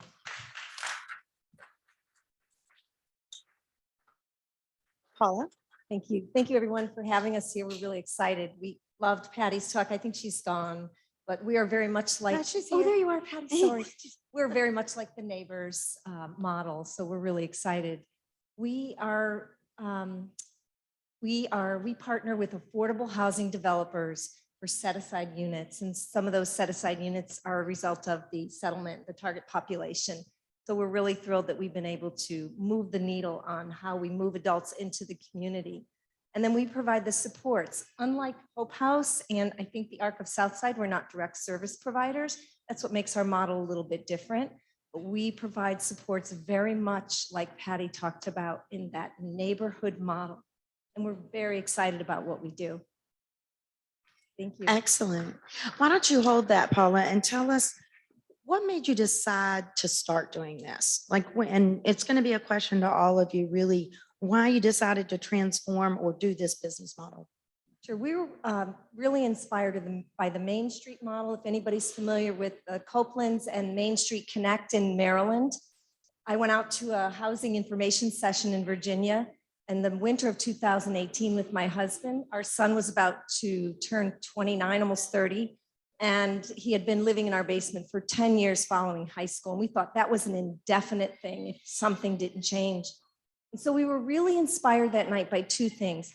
Had not heard at all about the Virginia settlement and the target population and some of the supports and benefits around housing that had to do with that. And then the Main Street model, which was just really inspiring for us. If they could do it in Rockville, we could do it in Virginia. just needed to garner the support. So we are totally inspired by that model. Now, when we had our first information session and 250 people showed up, we thought there'd be 40. We realized just what the need was. Walking out of that session, we were approached by an affordable housing developer. And she said, our missions are so aligned. Let's talk. And we pivoted. In that moment, we pivoted. And we have become what we think is probably the most scalable, replicable model in the country. We just have to figure out a few things, but we are well on our way. Excellent. Thank you. Thank you. And Susan, the why, it's a big one. And y'all have been working at it a long time. So talk to us about your why. Sure, you're right. With the group home models, that was progressive at the time, and we were actually quite good at it.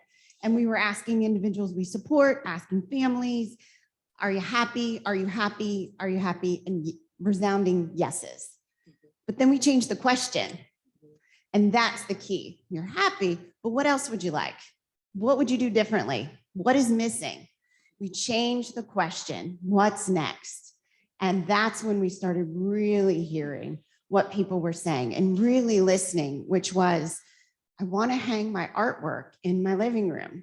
I want to choose my dinner. I want to go cook pancakes for dinner if that's what I want. I want my own space. I want to decorate.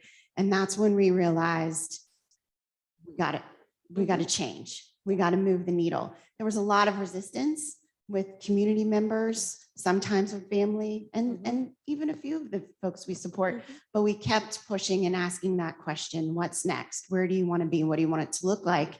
And we were able to make that change. I think it's changing that question, as you said, that's so key, but it's also about who and how you ask.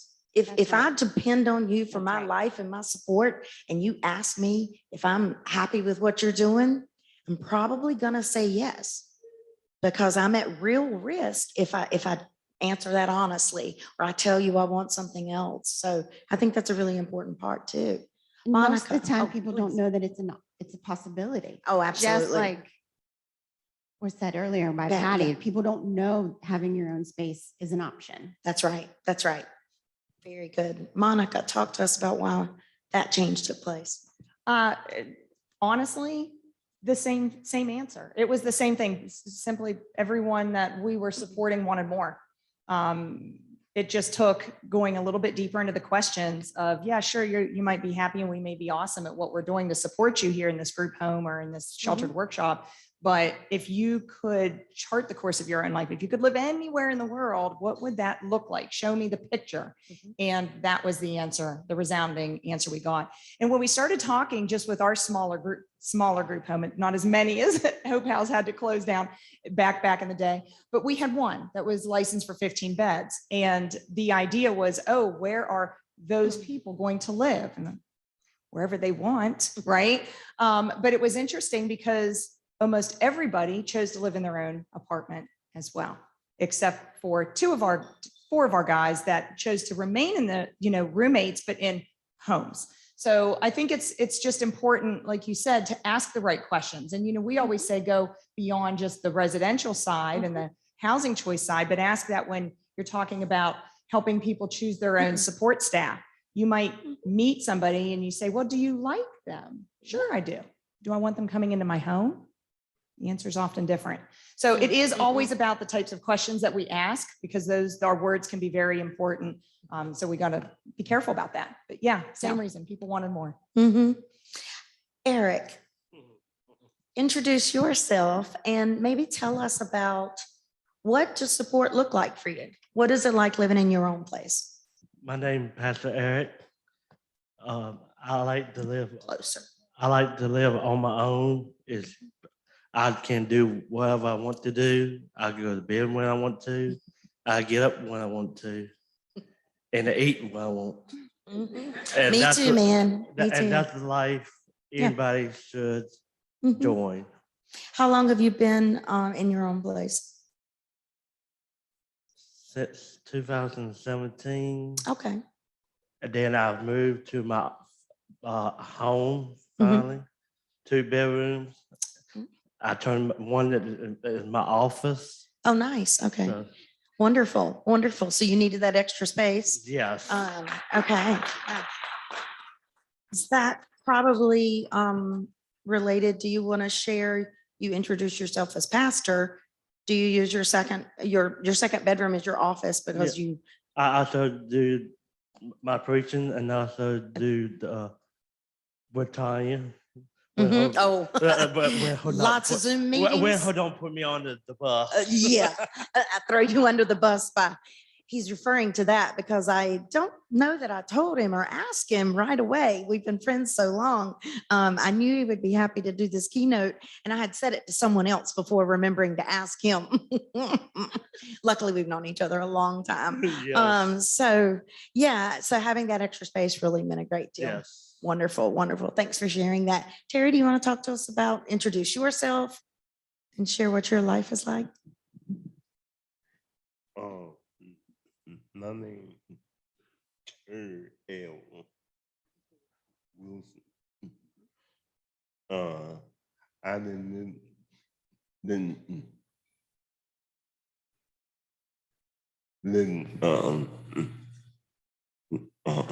empty so. You lived at MT Sorrel, which was the group, our group. Oh, it was the name of the Yeah. group home. If you can hold your mic up just a little bit, that'll help. Thank you. Yeah. And after I first moved in with them, sad. You said you were sad? Yeah. No, sad. Oh, okay. And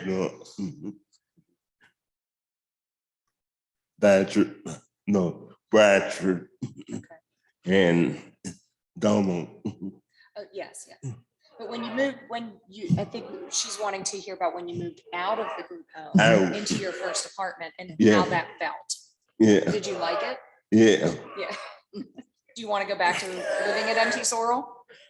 Uh, Do you want to live in the group home again? no, cause it ain't nobody that. And when I had said those who died in 2009 through. Yes. Yeah. Thank you. Yeah, it's second my mom. Yes. Yeah. Thank you. Thank you. Yeah. Very good. Thank you for that. Would it be okay if Monica shared just a little bit about the services you receive? I know that what you have, Terry, where folks are available all the time, that sort of thing.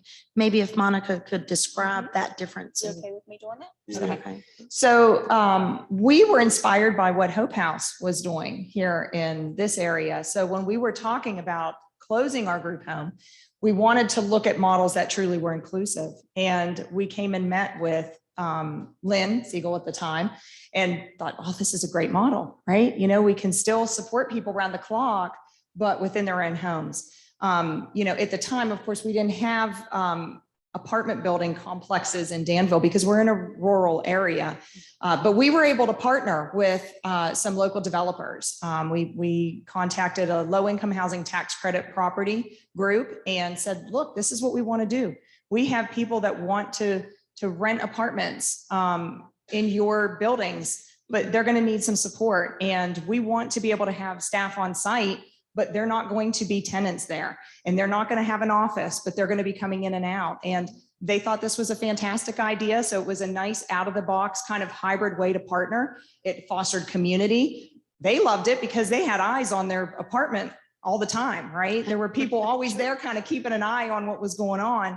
And that is what we remain doing. We do not have an office. You know, we do support several people that live in the same, you know, apartment complex that Terry and his roommate live in. And our direct support staff just kind of bounce around based on people's individual needs and time schedules. And they have that access to staff 24/7. Yes, Yeah. yes. Whereas Eric, your life's different. You're right. Okay. That's what I Yes. was looking for, right? That it's individualized to each person. That's Thank correct. you. Again, going back to that menu of services, whatever somebody might need. So yes, Perfect. Thank it's you. perfect. Now, Raphael, can you tell us a little bit about what your services look like? What does your life look like? Well, I want to tell you all about my service. I'm very happy with my service. My service is like, I'm happy to knowledge things and, to guide me to Hope House Foundation. And I'm here with Susan Henderson and my mom here. And so I've been living out in Southport for over the past 25 years. And then I stayed with my mom. Then I realized that I found out about Hope House Foundation. And that helped me guide me to be independent, to live on my own and, meet new staff.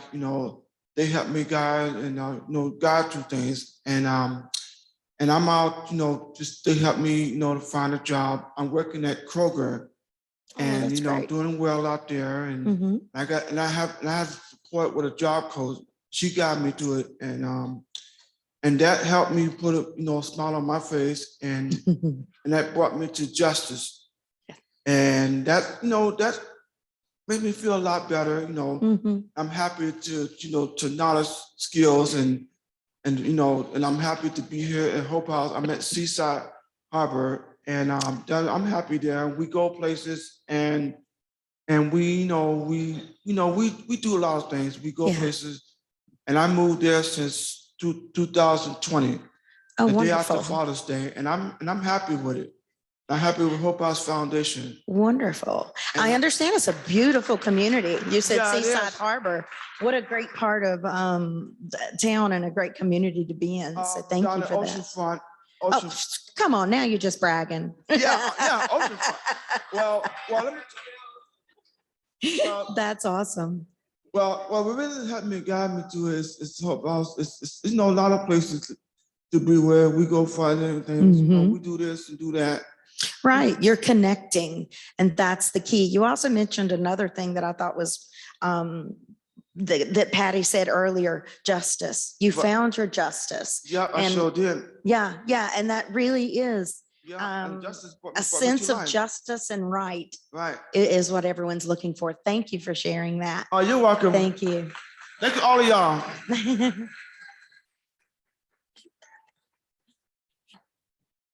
And Juan, if you'll introduce yourself and share your perspective on your life.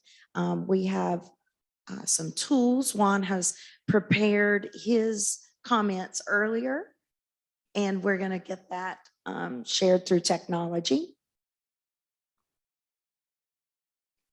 Lainey, is that right? I am a non-speaking autistic and communicate via letterboard or keyboard, so my attendants support my communication needs. They come to my apartment every morning. They walk with me and help me fix lunch. They also go with me to my events with my friends. They are an essential part of my life. I work at Goodwill 2 days a week and also receive support there. Thank you. Thank you, Juan. Thank you.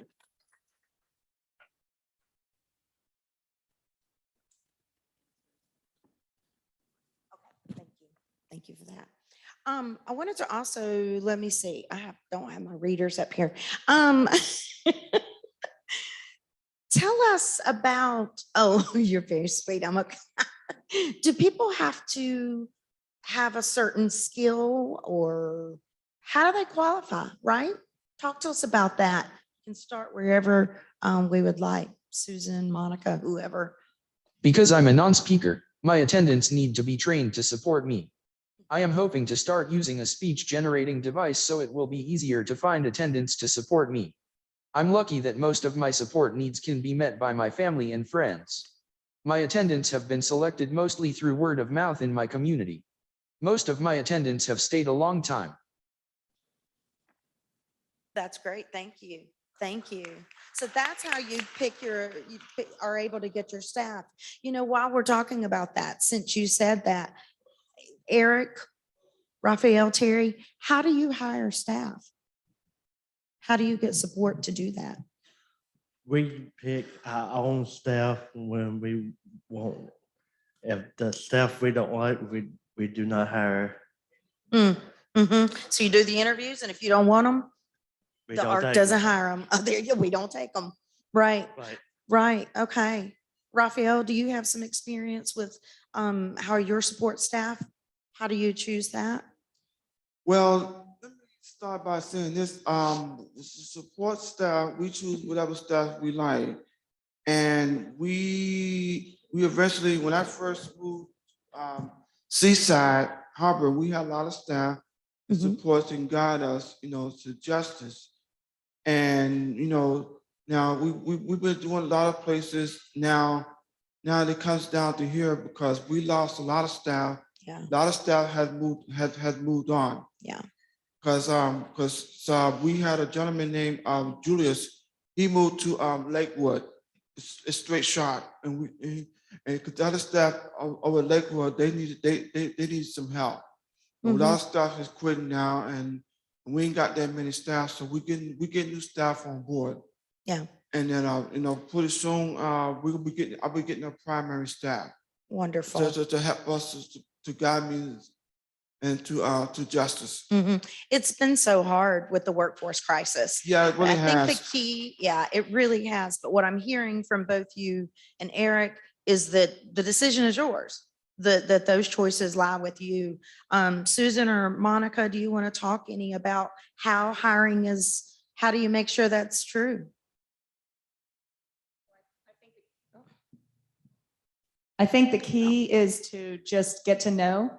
If you don't already know the person you are assisting in you know, hiring their own staff. I mean, we may be an agency directed, but we don't have to operate as such. That's right. You know, so it was, you know, when I know that when we first started with Eric, for example, being that he'd already shared his, we asked him that, you know, what is it you're looking for? You know, what does that person look like? What kind of qualities do they have? Are they around the same age as you? Do you want male? Do you want female? You know, do you want somebody that has a good sense of humor or is active? All the things that help us to vet, right? So we will help vet the applicants, and then we narrow a pull down where we think meet what the criteria that is given to us. Yeah. And then it is setting up the opportunity, you know, for the interview process with the person that's receiving supports. Yeah. Yeah. Their choice has to be their choice. It has to be. That's such a personal relationship. And I like the way you said, even though we're agency directed, we don't have to operate that way. That's just a term, and it's really not how we need to operate things. I really like that. What I was getting to a few minutes ago, or started to get to, was the all means all. When we talk about, I think there are some conversations where it's had where people think that there are only some people with disabilities, that there's some criteria, something you have to meet in order to live your life. So what does all mean to anyone here who wants to share that? We all have assistance that we need in our everyday life, whether it's bribing our older child to drive the younger one to camp so we could be here today, or having someone help us financially to budget, or anything in our lives. Every one of us in this room needs some sort of assistance with something. That's right. And to look at anyone with a disability as being any different than us is just mind blowing to me. So it's about figuring out, what is that person's specific needs, just like my own, and then finding the tools and the techniques and the ways to help meet that person's need. So one of the things for me that's so surprising is when people think only certain levels of skill, that's right, can live in community. Everyone can live in the community. I think so many times they let me live in That's right.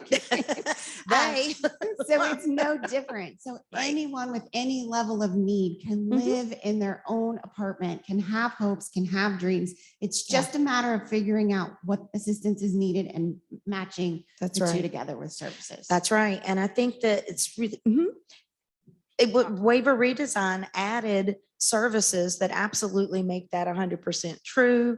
You can live in community and you can receive, even if that means having staffing support present beside you 24/7.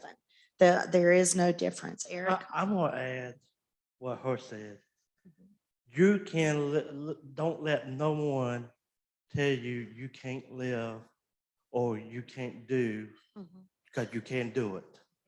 That's right. You got to have faith to do it. And then you're right.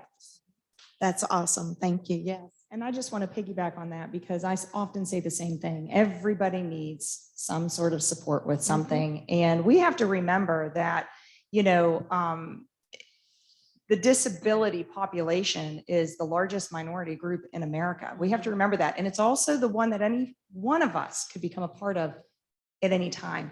So you have to really think about that, because when we talk about all means all, you know, on the surface, I could look like I need no support, but I could walk out of the doors here, get into a car and be in an accident. And then all of a sudden I need the support, or you might need that support. So we have to remember that truly when we're thinking about things and thinking about supporting people with maybe already having a diagnosis of a developmental disability or any type of disability, any one of us could then be in the shoes of needing that support. And what would you want for yourself? Yeah. What would you want for yourself?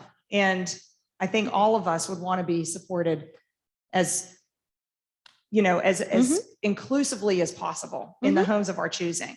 Yeah, absolutely. Thank you. I think a lot of, I hope there are some people in the audience that are providers or thinking of being providers or whatever it might be. You may want to know some of these very specific things. So I'm going to start over there with Paula and Donna and ask a few things like, as a provider, do you own the property? What are the funding sources? Is there private pay? How is it? I'm just kind of pelting a couple of things at you. Then you can choose which. How's it determined how many people with disabilities live in a specific space, if that makes sense? Like, and then do you have a waiting list? Things like that. We want to hear that from all of you. Yeah, Donna's going to talk about our programming, which is amazing. And I want to be as brief as possible. By the beginning of next year, we'll have probably something like 50 adults living in 6 properties. We're so proud of that. Prior to us coming on board, there really was a lot of difficulty filling these units. We don't own the properties. We don't want to be a developer. We don't want to be a property manager. We want to help our adults live meaningful lives. We don't need to get mucked up in the development. It's already been done and it's done well. That's right. It's done well through low-income housing tax credits, set-aside units, and 2 pathways we talk about: the affordable housing pathway and the settlement pathway. We do a lot of webinars with our Department of Behavioral Health, and we try to explain that you're an adult with a disability and you can enter through the settlement population door, meaning you have a waiver or you're on a wait list. That's great. Those units are set aside. And by the way, we're filling those units, and that hasn't been done before. If you're an adult with a disability like our son, who makes $28,000 a year, you live below 30% of the area median income. However, if you meet somebody at our organization who also only makes about $20,000 a year, you can put that together. You get along, you've attended events, you've learned to maybe cook together in our Health Matters class. You've learned that you might be able to share living space and raise that income to 50% AMI, area median income, where there's now a unit for you. So we have adults coming through both doorways, and we're providing those supports. And then through the settlement pathway, there's state rental assistance program, which we're now getting in each of our counties, public housing vouchers, which are far and few between, which we really need to do a lot of advocacy around at the federal level and release more of these housing vouchers. Our son's on the list, 4 years. We think 10 years it'll be before he gets that support. So there are so many ways we can do this, but the bottom line is it's very doable. I like what you said about doing what we're expert at, right? We don't want to become housing developers. It exists. And we always talk about that when we're talking about inclusion. The world already exists. We're just here to help all of us experience it and receive justice, as it said. Donna? I just think real quick, it's important. We know we're never going to be the housing solution for all of the Northern Virginia area, but we do know that we can be a solution for community. That idea of solving for solving for loneliness. And that's the type of thing we can do within community and with programming. A family may not be able to get their adult child in one of our communities, but they can choose then to live close to one of these communities, just being a full part of the community.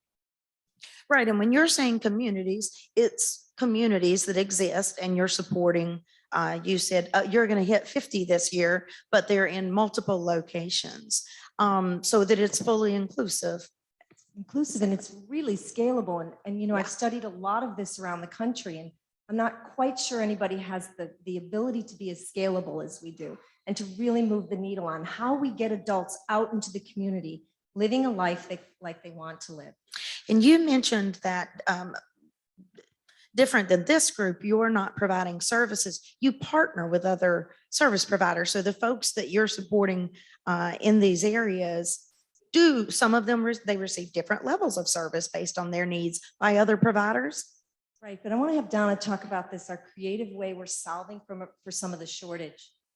One of the things we can do, because we're an affordable housing apartment complexes, is that we have neighbors that are maybe a CNA or they are home with their small children. A lot of our friends we have very significant support needs, like everyone else was saying. These are not, you know, we're not one of these groups that says, come with your independence. We are trying to kill the word independence. If we didn't learn anything from the pandemic, it's that we need each other, right? We need community. We need to be interdependent. We don't want to talk about functionality. We want to figure out what your support needs. Well, what if your support need is 45 minutes in the morning and there's not anyone really that wants to come in and be that support, to deliver that support for 45 minutes? Well, guess what? There may be a new mother in the building who just put her children on the school bus and they are looking for more employment for that family, and they've built community. They're going on our family walks. They're going to the library with us. They're going on the bike rides. And that's exactly who wants to help my daughter come upstairs and help with that bath or help her cutting some of those vegetables. So very creative ways where we strengthen all of our building. So in a typical unit, 173 units, maybe 8 set-asides, that's 500 people, intergenerational. The beautiful presentation this morning looking at Meta, I mean, that's who we have. And those are the type of lives that we are really focused on also improving. Like, we are just not focused on those 8 people with disability.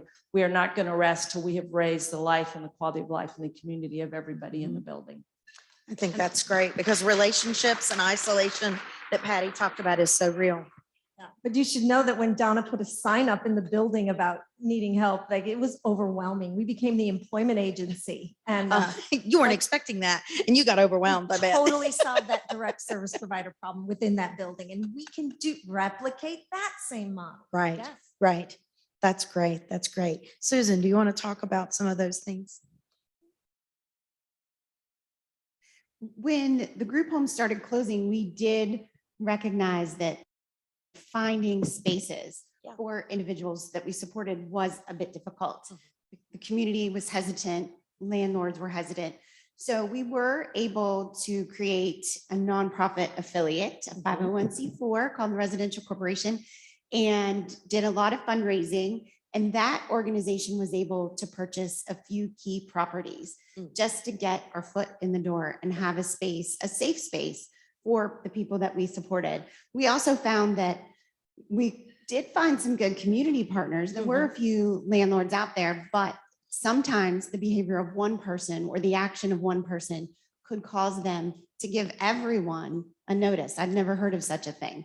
Because your neighbor did something, your whole block has to move. That doesn't make any sense. That's what we were facing.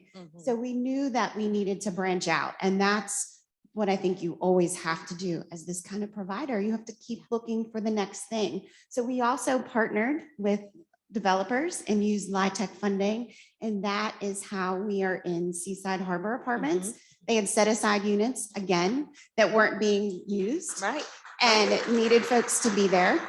But once someone lives there, they also need a little support. So we could be that support network. So we were thankful to partner with Seaside Harbor and the Lawson Corporation. We have 3 more buildings and partnerships in the works so that we can assure individuals with disabilities safe, affordable, accessible housing in communities where any of us would want to live. Exactly. So we keep going. The residential corporation owns 11 of the buildings where we do provide support, but they all have a mix of community members in those apartments. None of them are used solely for people with disabilities. And we are in 22 different apartment complexes altogether.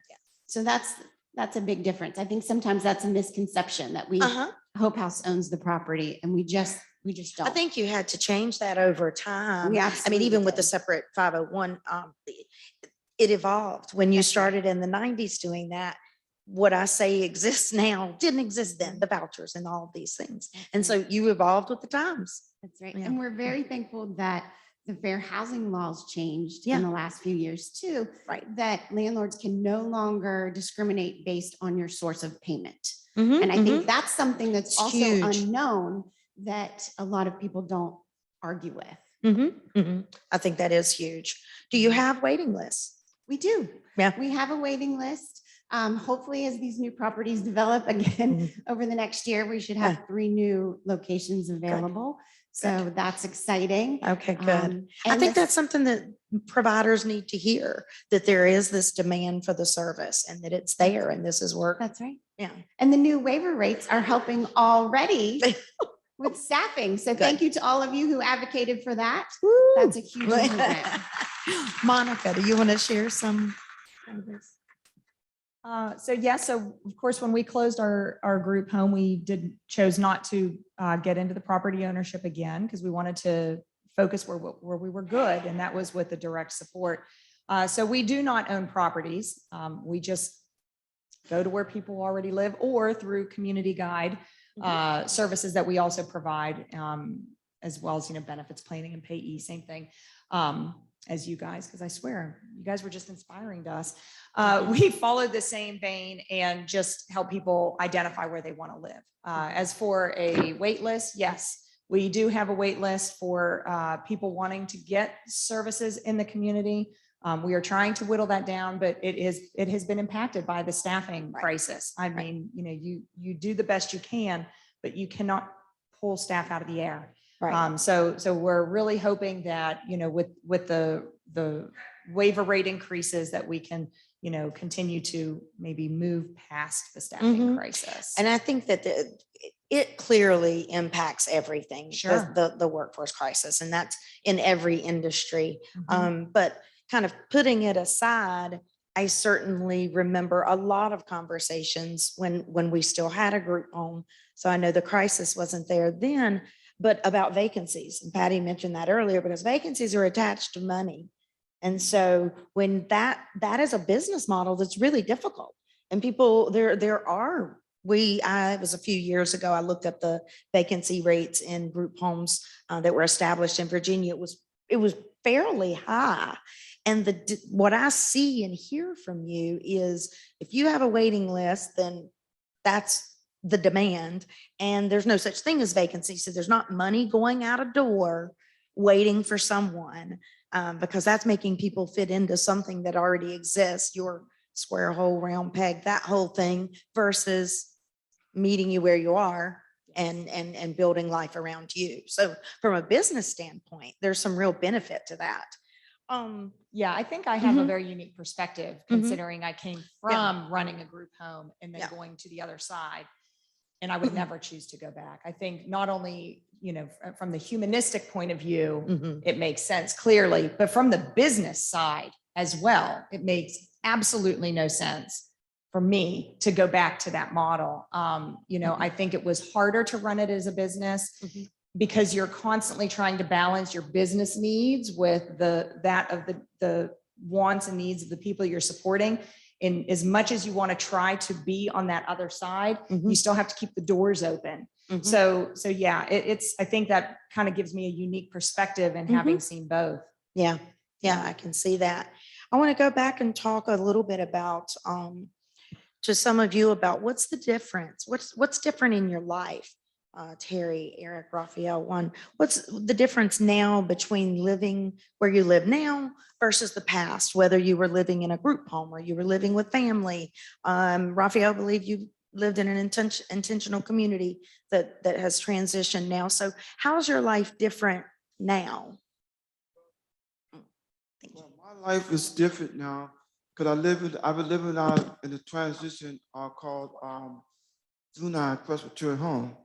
And I've been out there for 25 years. Me and my brother, we lived out there. And I took a tour out there. It was a nice group home. We went places and we were real happy, and, and we live in intensive care, and that brought me to justice and to, just go out in the community, and, just do major things. And I'm just pretty well, happy with, a lot of transitions, and I stay with my mom, and they closed down the facility, and I stayed with her, and then that's when I found out about Hope House Foundation. That's when I met Susan Henderson, and she helped me guide me to it, and that helped me support a lot of foundations. And to be independently, I'm just real happy about it. Wonderful, wonderful. Enjoy life. That is enjoy life. That is a good thing. And I think because we're probably running over on time, I do want to end by asking Juan, what the difference between living where you live now and the past is. I love my apartment and living in this community. My family is still a big part of my life, but as an adult, I love the independence, having a place I can call my own, and doing activities with my community on a daily basis. I love the warm and caring support I receive from our stomping ground. I could never have imagined my adult life could be this fulfilling, and I am certain that it will even get better. Excellent. Thank you. Thank you for that. I do want to go ahead and see if we have any questions. And I know we're getting close to time, et cetera, but it's worth having this conversation.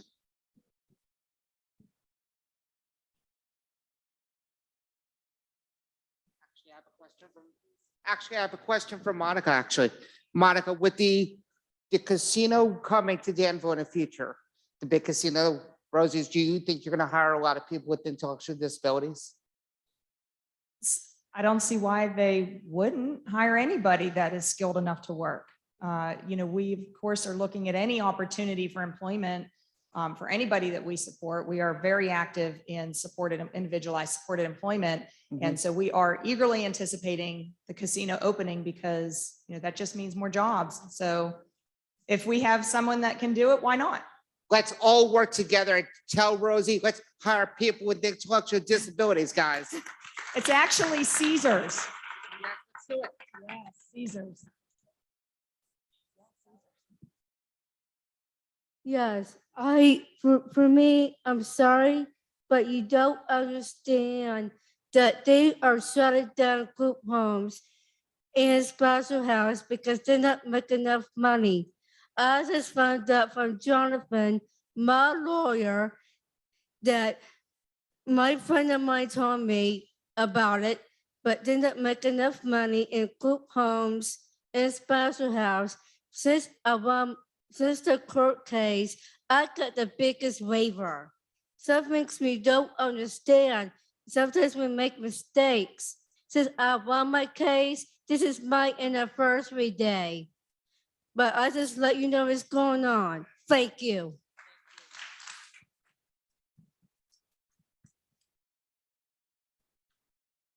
My question is for people that do not qualify for the waiver. I know several people that do not qualify for the waiver that can't live on their own. I just was wondering if there were service, like if a person would be able to live in the same place with somebody and be able to take care of them. And then they would be responsible for that person overnight. And then I heard something about it, but I didn't know if it was sponsored something. But I'm looking for those people that are not able to do that, but they can support somebody. They just can't get a job that's high enough, pay. We've had a lot of success with this. We're doing some kind of cross disability. So for a good example is 8 set-aside apartments. Just happens to be those individuals' support needs, 4 of them need a live-in aid. And we've had a couple of those young adults who have their live-in aid has been someone else with a disability who did not qualify, just exactly what you're explaining. But the challenges for that individual to live alone, they're just so vulnerable, and they're not maybe going to be able to make the income they need to live outside of the family home. And we are really excited about, because everyone, we're telling our families also, like Paula described, maybe come in another door, get a roommate that live in one of these properties or live near one of these properties. So you have that community piece, but also to match people with different strengths and challenges. So, maybe a person, my daughter is an unreliable speaker. She has seizures. She doesn't need someone, her roommate doesn't need to be able to walk. She could have someone who had mobility issues.